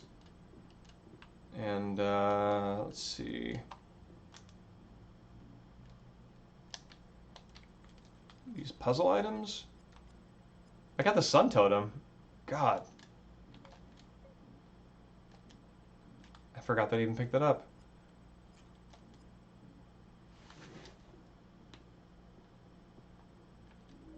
Oh, cool. Shotgun ammo. Alright, so I need to find a place to put in the light bulbs. That's good.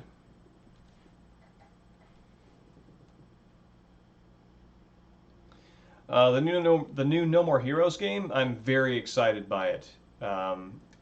I enjoyed the gameplay on Travis. Sorry, I'm getting my Travises confused. Not this Travis, but Travis Touchdown. Travis Strikes Again. Thought that was a lot of fun, and I enjoyed a lot of the Kill the Past overlaps. Thought it was clever and engaging as a fan of all those games.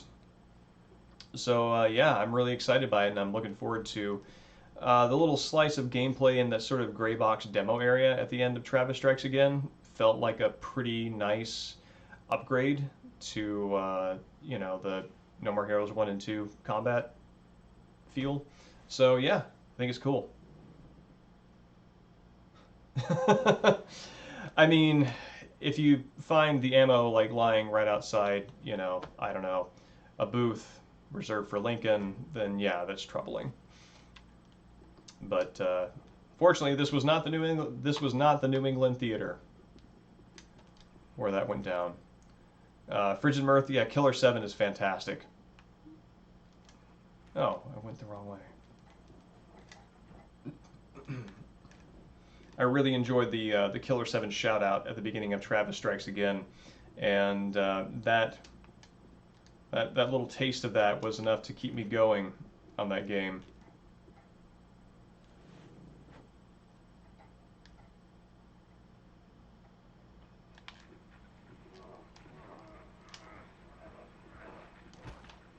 Oh God! No, no, no, no, no, no! Good. 12th Heaven critical suplex.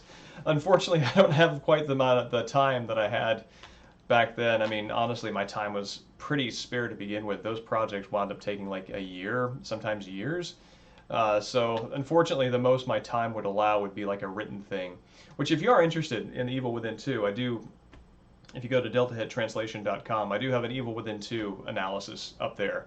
But written text is probably about all I have time for these days. But that's good to know that I appreciate knowing that there is interest in that. And yeah, Hamlet, I remember also finding ammunition in places that I feel I shouldn't have when I was a kid.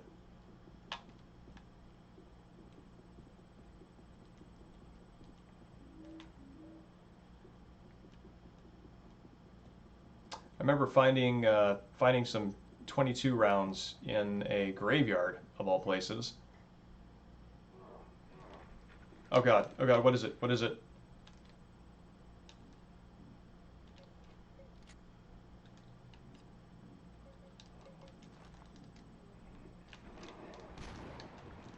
Okay.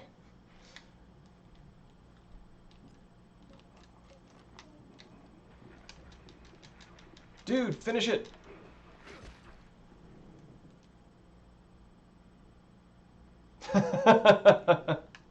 Yeah, you know, just cycle around through.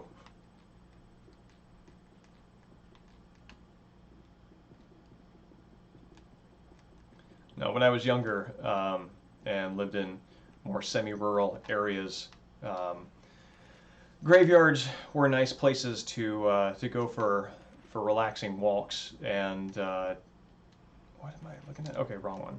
And yeah, you come across all sorts of things. For the most part, you leave them alone, right? You just figure they're like somebody else's memorial. Though an unspent round is an unusual memorial.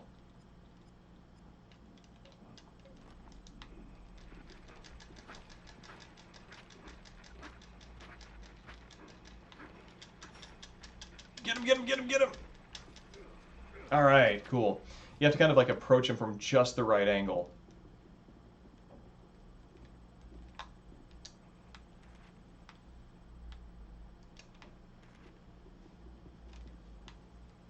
All right, now we are ready to go into the mirror world and deposit these placards. If that is in fact the end of this level, this is a much shorter experience than the last one. Hey Roundelay, it's good to see you. How are you doing? It's not night where you are. It's kind of like mid-morning, late morning.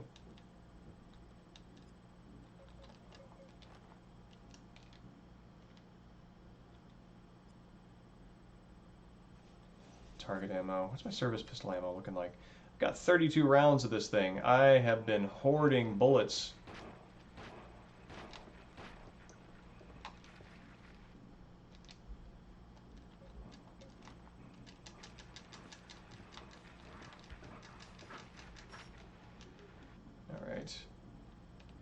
All right, let's see what the drip stand is. 1 p.m. Nice. Well, good. I'm glad you're making the habit. It's always great to see you around. Oh, get him! Get him! Get him!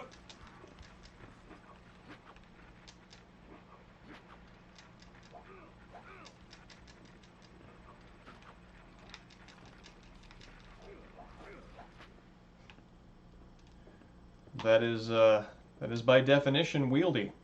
Yeah, I'm glad you come by this. I'm glad you come by during the streams.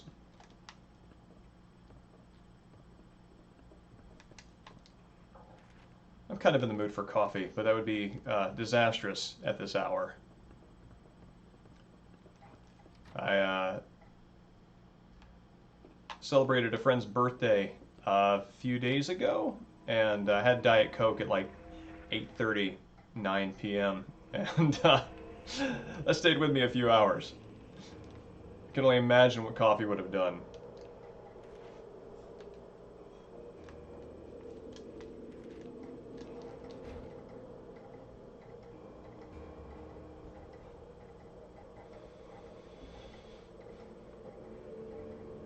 Got bad associations with these drip stands because they kept breaking and failing me in the hospital, and now I've just got so many of them. What do I do with them? Right. Oh, come on!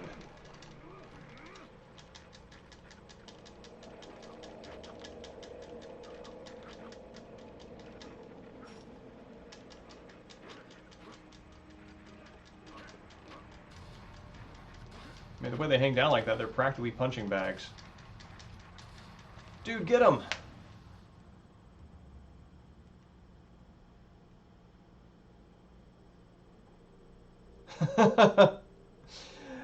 Y'all are bolder than I am. I used to be able to do that when I was younger, but I feel it a little more readily these days.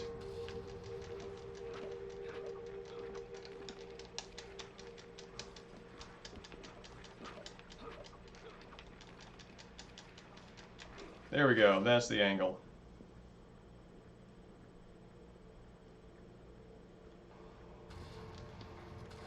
Yeah, I'm at the point now, not where I like need to drown myself in coffee to get a pleasant kick from it, but I do. Oh no, no, it's a cartoon dog.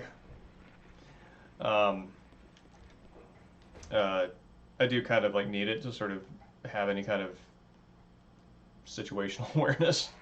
No.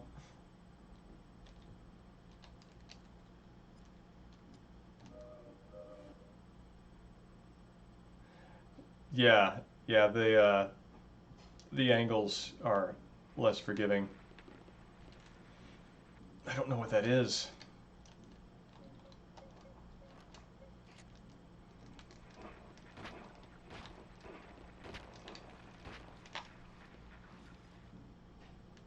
Okay.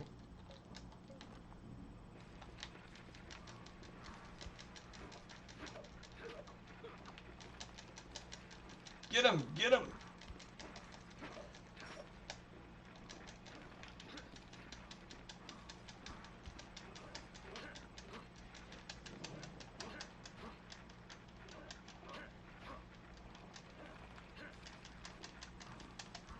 Travis, dude! We both know how this has to end. Oh my God. Okay. Um.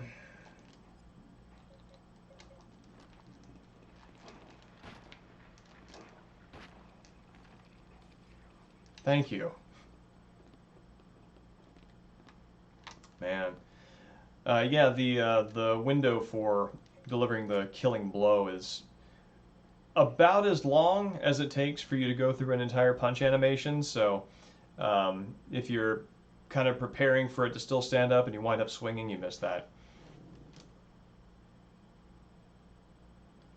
Yeah, that's Copperhead. That is my experience whenever I cut back as well. It's unpleasant. All right, 3 service pistols.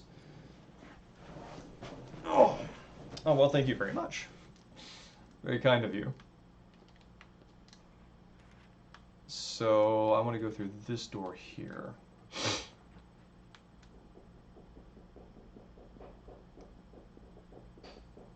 Wait, Travis is kind of looking at something. Oh, is this service pistol ammo? It is, thank you.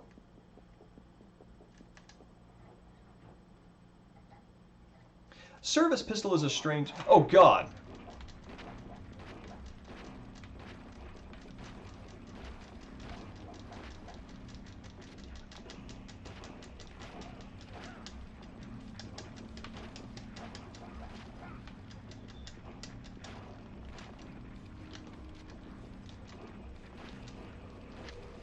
Jesus. I hate those things. I hate them. Emotionally. They're very distressing. Um, yeah, they are. They can be a little goofy. What was it? What was it? I think I liked some of the enemies in. Was it Homecoming? I don't remember.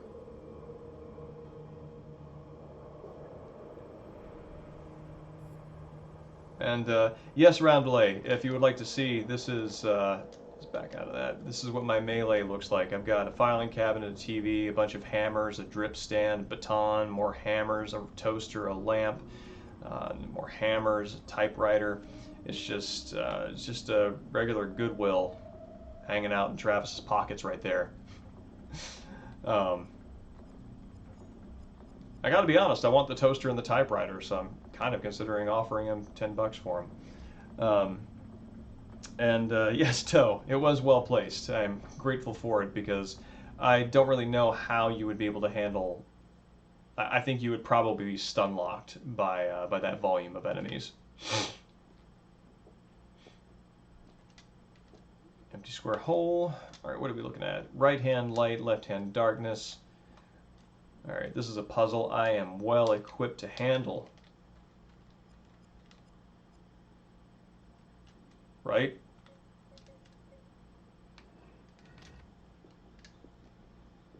Okay. If there's one thing I understand, it's two things. Kind of, I'm a little pleased by that. Ooh, this is a nice fixed camera angle.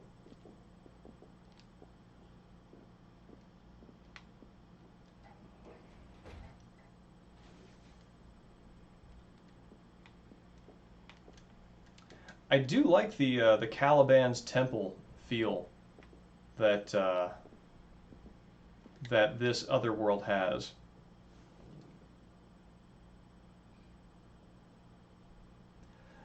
Yes, yes. The phrase that I am familiar with for that phenomenon is called hammer space. It's you know, like old Looney Tunes cartoons, like they can just kind of like reach in their pocket and pull out a giant hammer or mallet or whatever. It's basically that phenomenon. It's kind of the same reason Solid State can carry like a million rifles on him and still stealthily sneak through uh, a ductwork.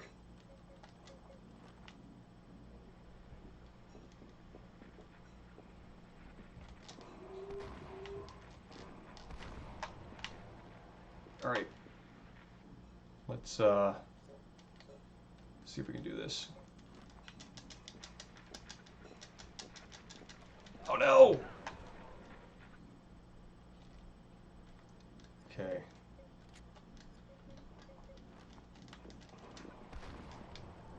All right, that did it. Let me catch up here. Inters make up the industrial ambient soundtrack. Actually, you know what? That would actually be kind of neat. Maybe not this game, but in a game where it's like you gradually collect all that junk that video game characters do, and as you walk, if you get enough of it, it kind of jangles in your pocket, and maybe there's like a rhythm that's created from some of it, but it kind of winds up creating that sort of ambient soundtrack. That would be a neat idea. Time to crate? I am not familiar with that.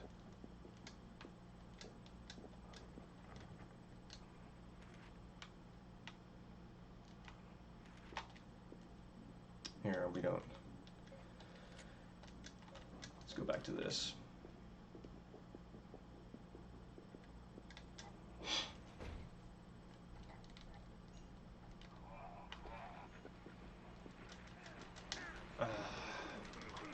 Come on.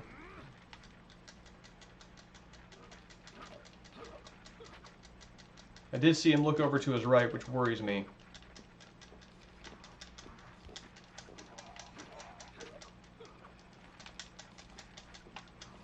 Thank you.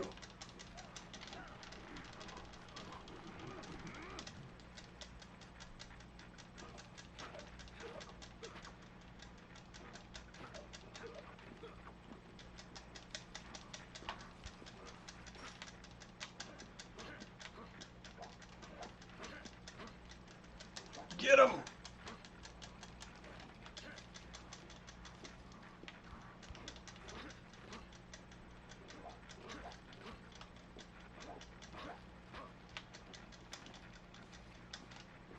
Oh, for God's sake.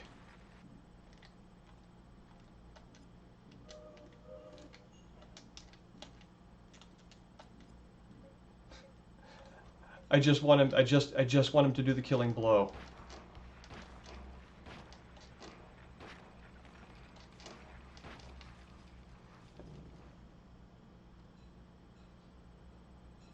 Time to create. Oh! I don't remember that, but that's brilliant.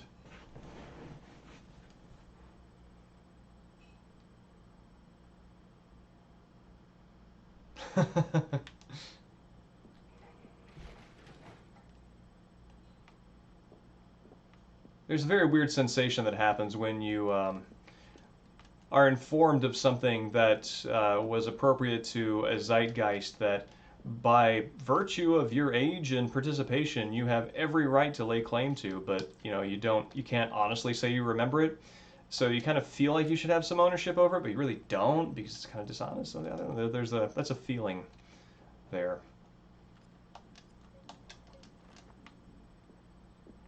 Silent Hill's time to crate. I don't think there are crates in this. I think it might be maybe, I don't know, Viper, what would you say the Silent Hill's time to crate is?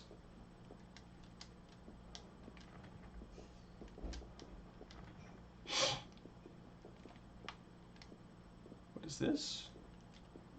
Yes, a hunting rifle. Thank you. Glad I explored. Oh, yes. Time to seems jammed. Time to lock is broken. Time to loot box.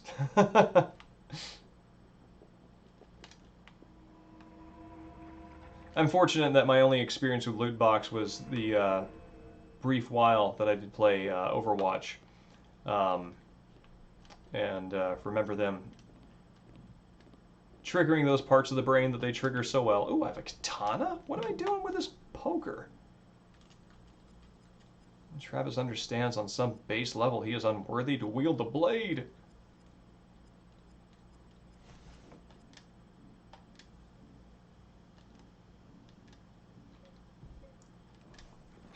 Time to I got a letter.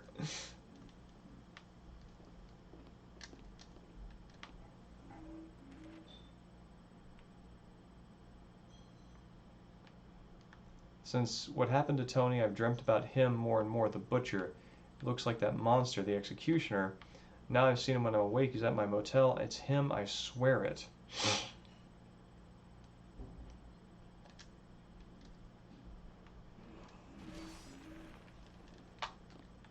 I heard something when I picked that up.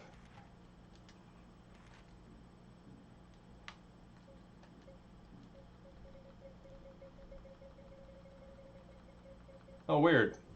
He's drawing the mark of Samael there over in his notebook. Sketches. Huh. I kind of want to. I wish I had like a higher resolution version of that image so I could look at what the annotations are.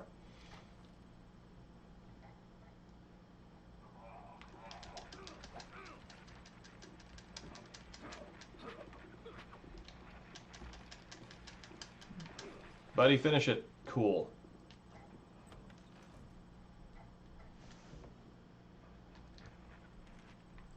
Okay.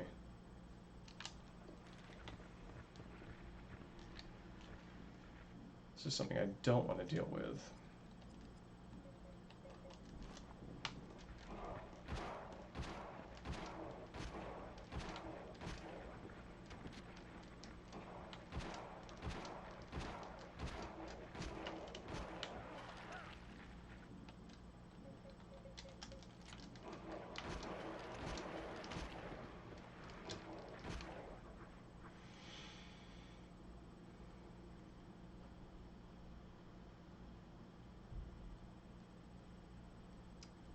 Halo of the Sun, not the Mark of Samael? I thought it was the Mark of Samael.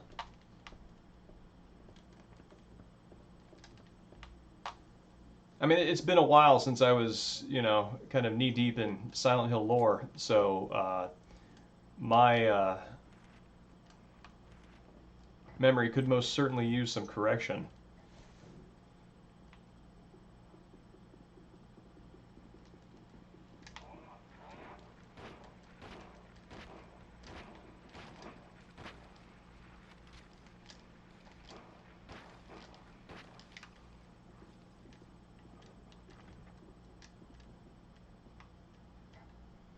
I thought that was the seal of Metatron.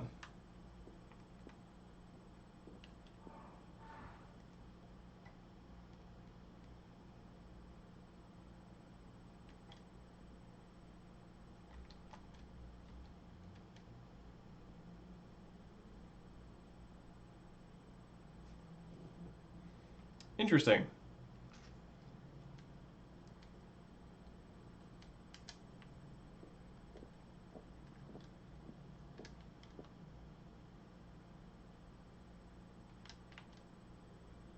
Whew. Seems to be a tinge of regret there.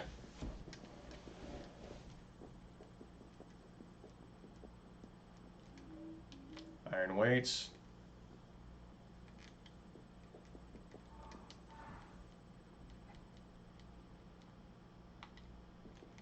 So is the one that he's drawing then, the Halo of the Sun, was that introduced in Silent Hill 1? Or was that a Silent Hill 3 thing?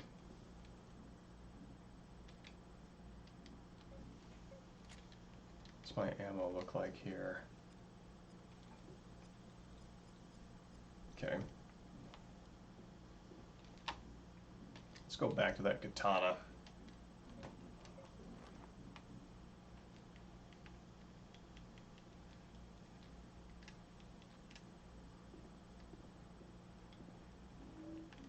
Ooh, an ampoule.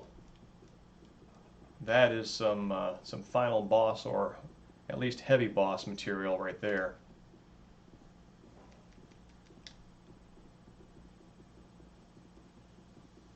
Ampoules are my elixirs from the Final Fantasy games in this, because I always wind up with my pockets just full of them by the time by the time I'm at the end. Oh yeah, that's right. She tricks him into doing that by that sounds right.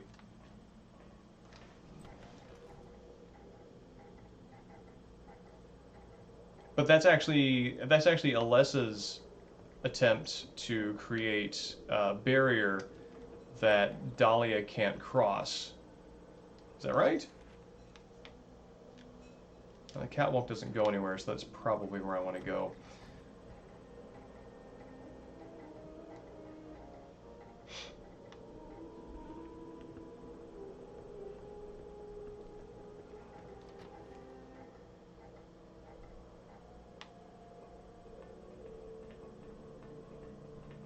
Wait, what's this? Oh, these are the, this is the bulb puzzle.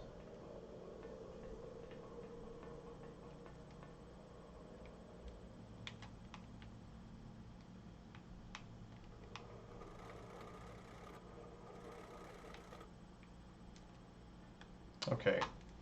So, these are the types of things I am not typically super good at solving on my feet. So, let's see. Assistance on this will be welcome. B has to be half the wattage of D. There, I don't have a pen. So, okay. B is half the wattage of D, so if I have one that's half... Hold on.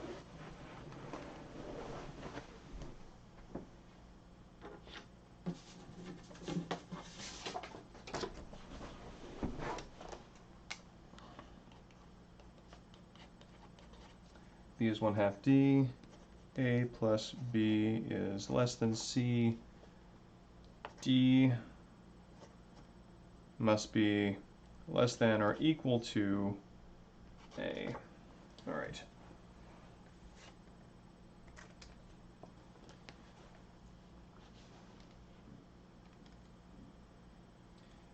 And my bulbs are 250, 500, 125. So the only one that's half, 1. So I'm going to say D is 500.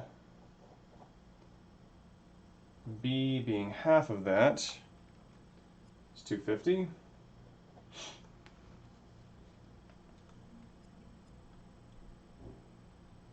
And A plus B is less than C. So I'm going to say C is 750, A is 125.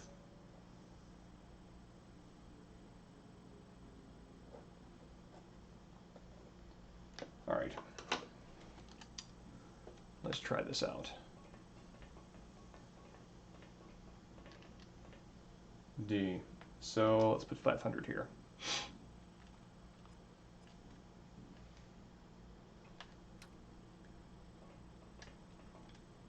C is 750.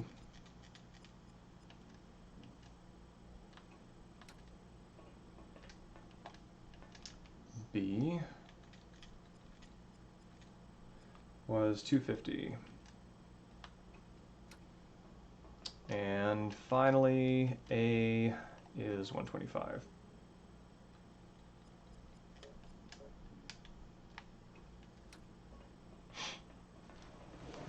Okay. God, I hope this is right.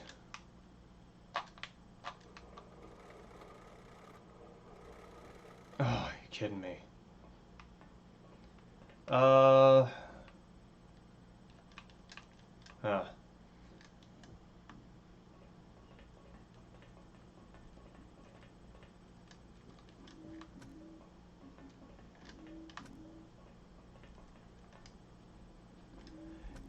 Yeah, math and arithmetic in particular are not my strong suits.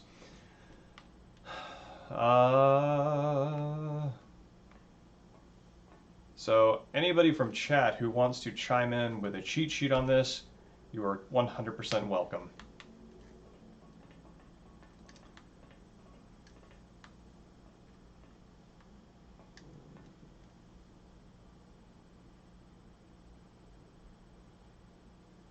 Well, I got C right. Thank you, Boogle. Boogle is 100% a math person. So I'm grateful to have him on my team. All right, C is 750. In fact, years ago I was streaming. Years ago I was streaming Seventh Guest and that old PC game, and just my way of solving spatial problems like that is just to fiddle around with them until something, you know, works. And Boogle is much more spatially and logically inclined, and I think I was driving him crazy watching me pass over obvious answers. So, Boogle Google, you're right.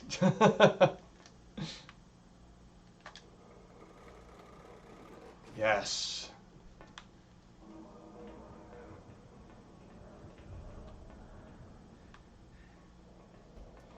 That fingers crossed.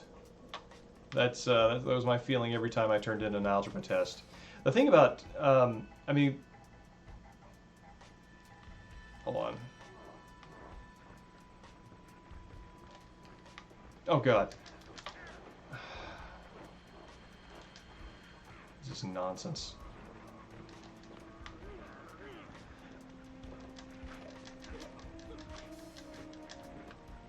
The thing that is kind of tragic about math is that, like, having known people who love it and have explained their love of it to me, math sounds fantastic. It's largely particular kinds of algebra and arithmetic that kind of lose me. And I think a lot of times when people say they hate math, I think largely they hate arithmetic. Yeah, Boogle and I, when the remake came out, we made a bingo card for just everything that streamers said when they were playing it for the first time live. It's really kind of amazing how many people like hadn't played the original Resident Evil who were streamers. So there's like that generation gap there, and yeah, we should find that. That was fun. Oh no, leave me alone. I remember, I think probably my favorite of them was speaking very fondly of classic classic games, and then being very frustrated as soon as they came into like the presence of a lock and key scenario. Um, yeah.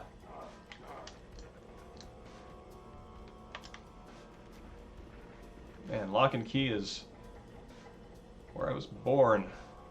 32X gaming. I was actually born in the Commodore 64, but in terms of modern gaming, that was my first console.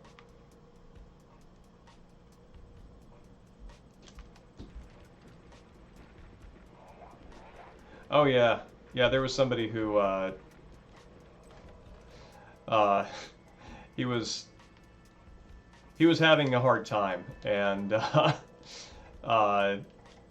I think we wound up talking him into using a first aid spray on Barry at some point, which feels a little mean in retrospect, but he was also being kind of a jerk, so I don't know.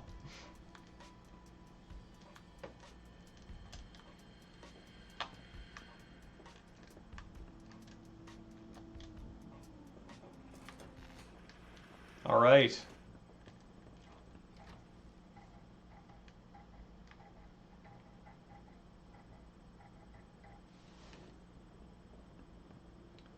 Boss fight? Oh, a giant mirror.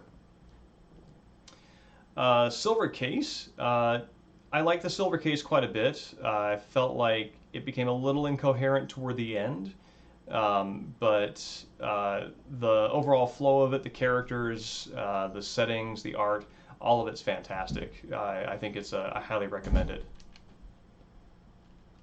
as a good kill the past experience. Okay.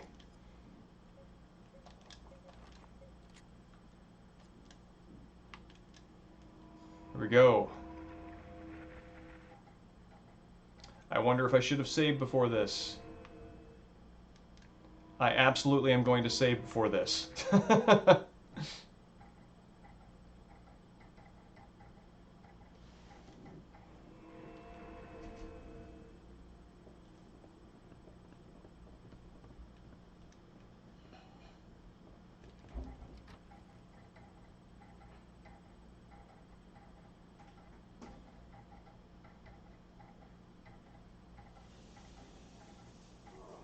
Oh God.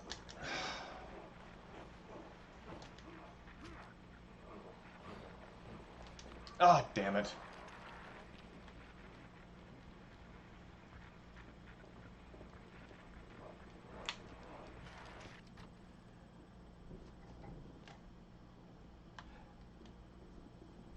Yes. Well, the only record we have of him like actually using this ability, um, is from when he was a kid in Silent Hill. It's like it's documented in the notes from uh, the psychiatric hospital that he would be able to.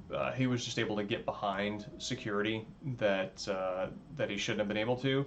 The implication being that he kind of discovered his otherworld mirror teleporting abilities and used them to go see his mom when she was hospitalized. Um, so he's always had that ability here, but it's not like mentioned. He doesn't have like a history of using that as like a, cat thief or whatever. Cat burglar. That's it. Cat thief is probably somebody who literally steals cats. Oh, I'm really glad you watch Wizard People Dear Reader. That is dear to my heart and some prime internet from the mid aughts. I think it was. Which way am I facing? Yes.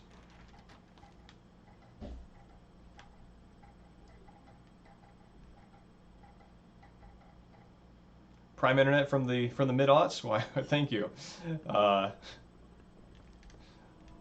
think late aughts is when I actually started putting anything up. I'm going to flatter myself and assume that's what you meant.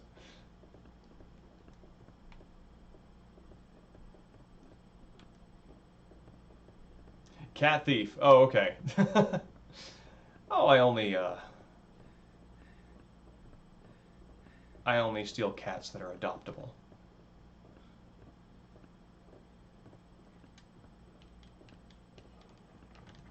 Hmm. What am I missing here?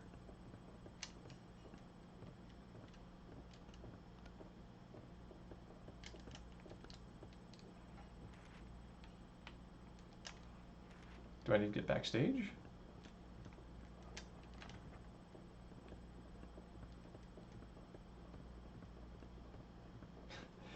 Cat Robin Hood, yes. There is a. It's kind of a difficult call to make right now because there is a cat who is she's a neighborhood cat that I know is owned by somebody around here, and unfortunately she seems to be not being fed very well, but it's also not my cat, so it's not my call to make, but I would really like to give her some food. But it's really hard to make that kind of call because, you know,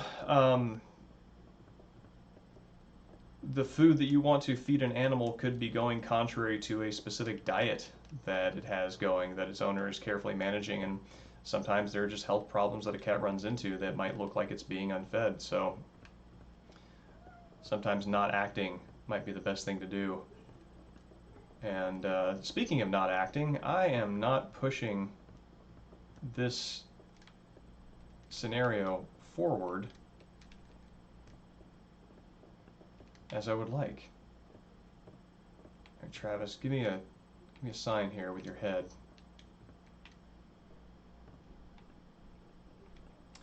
Mirroring the geometry itself? I think so. I mean, if you look, anytime you look in a mirror, the objects, and this is an instance of that. Everything that's on the other side winds up looking crisper and better lit than it is when you're actually on the other side of it. I remember when we did Resident Evil Dead Aim a couple of weeks ago, they did something kind of similar, except they like there was the plane that was the mirror, and instead of reflecting anything, they had this sort of curved texture where if you moved, you would sort of look at it from different angles, so it had kind of a bubble effect, and it basically made it look like it was very heavily frosted glass that had a reflection that was tracking whatever was behind you. It was a neat visual effect, and I felt cool to see and identify.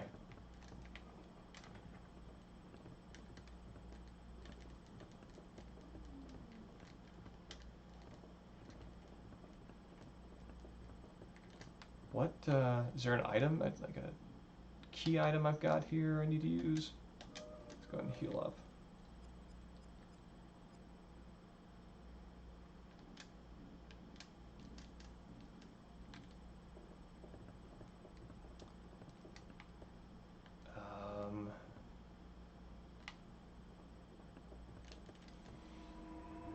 Maybe there's something I need to change on this side.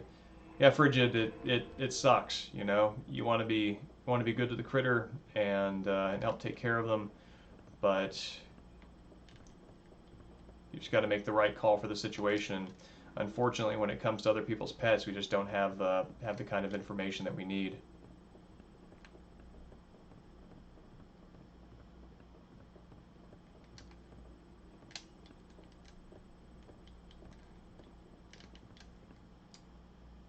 Oh,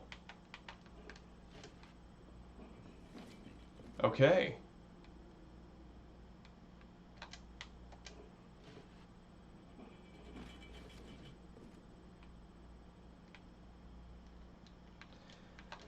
I'm guessing I need to match.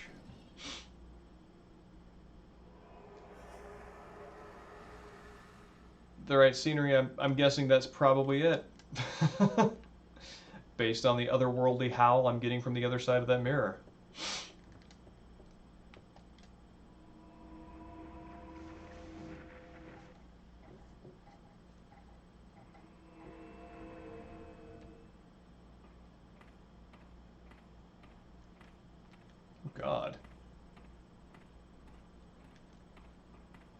That's really cool. It manifested the whole forest.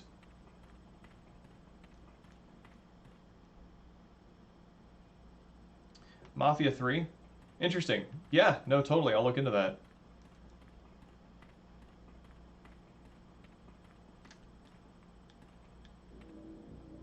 Wait, what was this?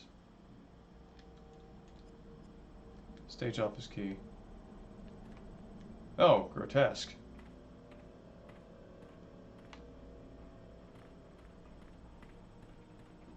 Is another dismembered.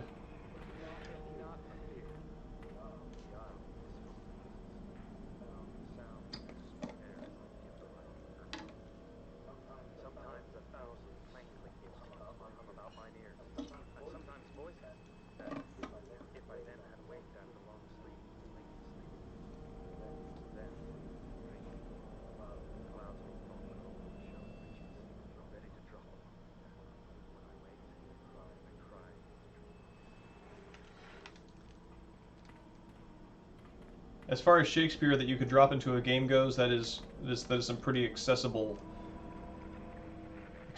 words. That is accessible words. Yeah, let's go with that.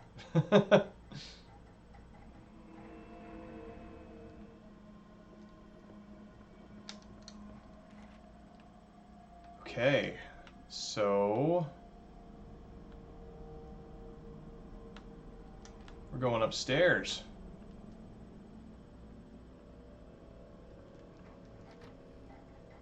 And yes, Viper, that is a very Deadly Premonition-esque tree.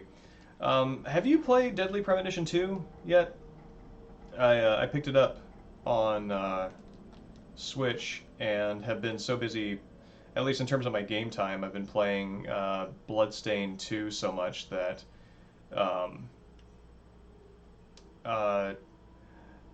I came to respect the first Deadly Premonition. I had a negative opinion of it at first, but after I realized that like the side story game, the side story element, like that's where the design really shines through. So I liked it enough to give it a. I mean, I thought like I would go back and give it a second chance, and it turned out to be a pretty good decision. Cracks 20 FPS. No, but I've seen that, and I don't know whether I think that is charming or what, but oh, this is the second floor. Is it the second floor?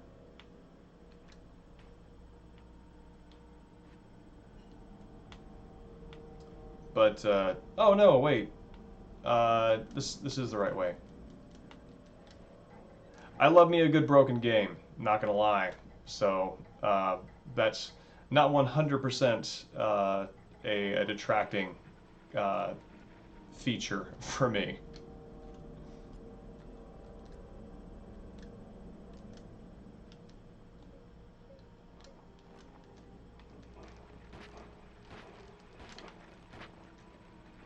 Yeah, I'm just gonna leave that alone. Ah, Jesus.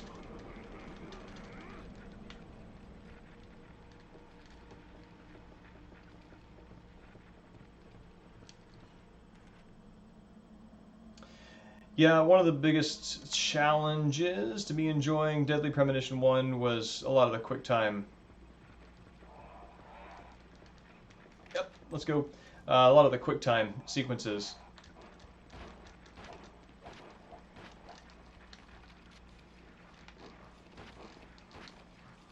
I don't like QTEs. Oh, I've got to go back and use this?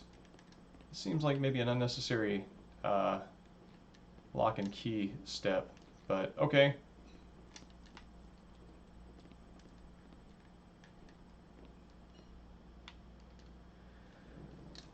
Yeah, I'm not a fan of them myself.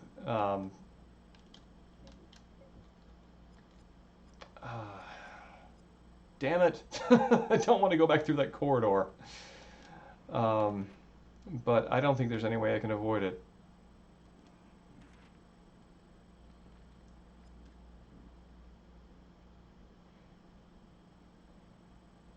Really? Shenmue, the one that got that ball rolling.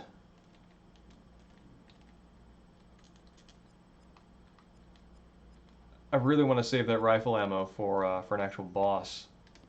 Okay, all right.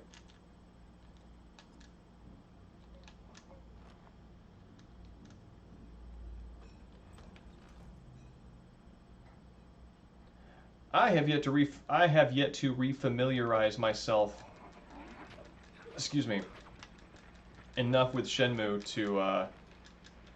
to be able to make a reasonable go at 3.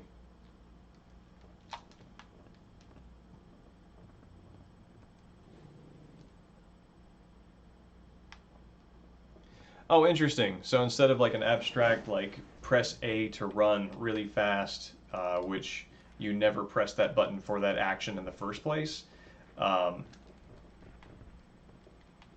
the QTEs, Jesus, the QTEs resemble actual game controls.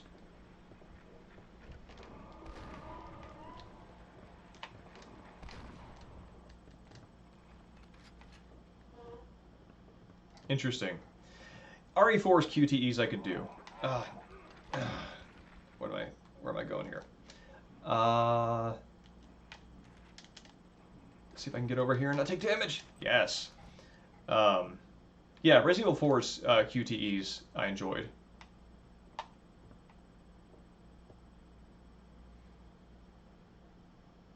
Probably going into a boss fight. I know I'm racking up saves for like the worst possible rank, but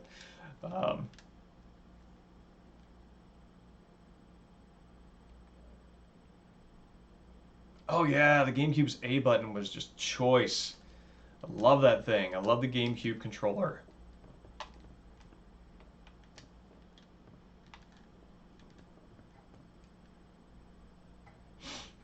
think it's one of the things that I liked. One of the things that made me like Killer 7 very much was just how much sense it made for like press A to run. I don't know what it's like. Actually, I think. Hold on 1 second. I think Mirth was saying that they were playing Killer 7 before this, and I'm guessing that's probably on PC. So I don't know how PC handles that. But yeah, but feels good. Feels good to play. Killer 7 might be a fun game to stream.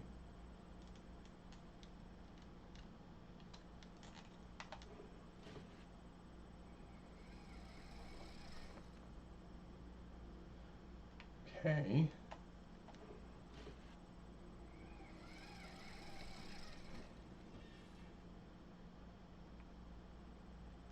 I don't think that's it.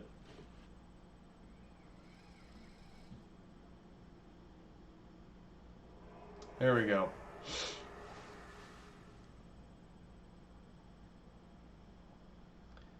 Oh, interesting. Okay.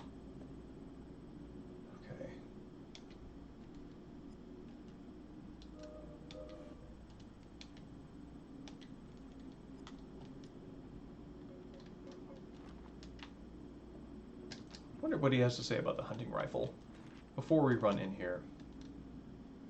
This breech loader is slow to fire but powerful with a long range.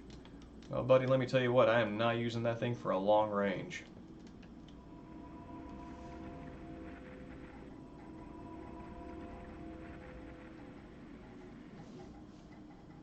Oh man. I have a hard time imagining it on anything other than a controller.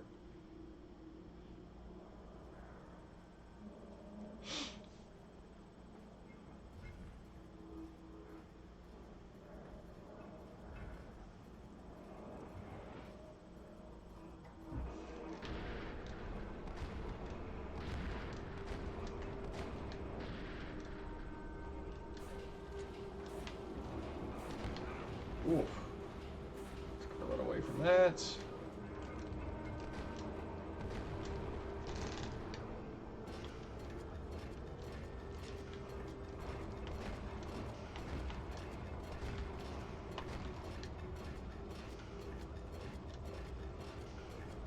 Ooh, nothing in that. Okay.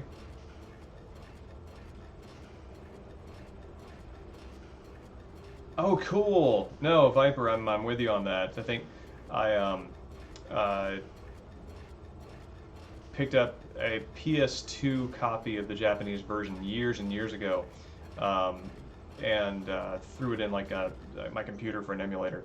And that was the first time I was able to like really listen to the play the game and listening to the undistorted voices. It's very strange.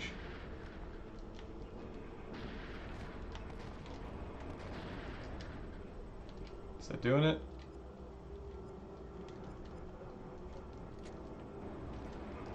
Nope.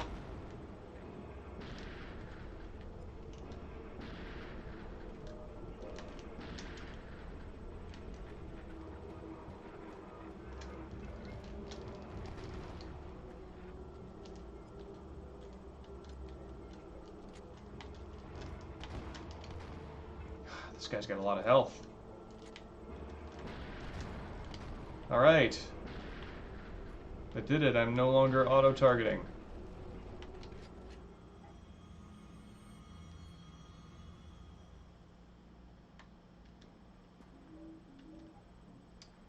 Falsehood? You need these, don't you?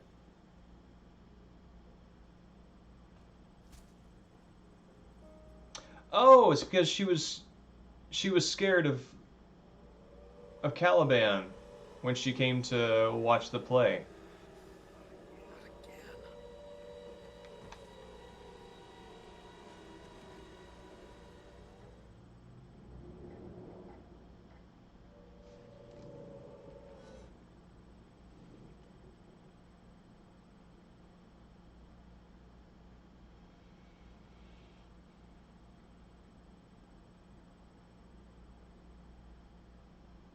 Hmm. That's that's a pretty great reestablishing shot. Um, I wonder if it's implied that I did that or something else. Because I haven't fought any enemies in here.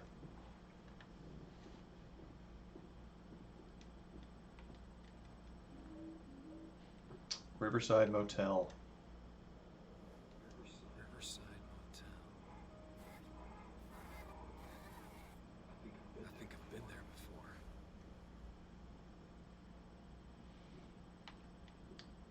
All right, things are starting to click. We're finally getting our we're finally shedding our amnesiac protagonist and getting real memories here. Okay, so this is probably a good place to call it for the night. I'm going to go ahead and save this here, and we will pick back up with this on Tuesday of next week, 7 p.m. Pacific Standard Time, as before, and that'll probably bring us, if not to the end, then right near the end of the game. So thank you everybody for coming out, and on Saturday at 7 p.m. Pacific Standard Time, I think I'm going to do Resident Evil Gun Survivor.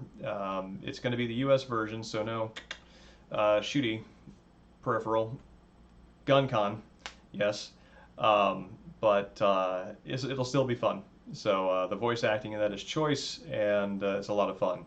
So yeah, thanks for coming out, and I hope to see you then. Have a great night.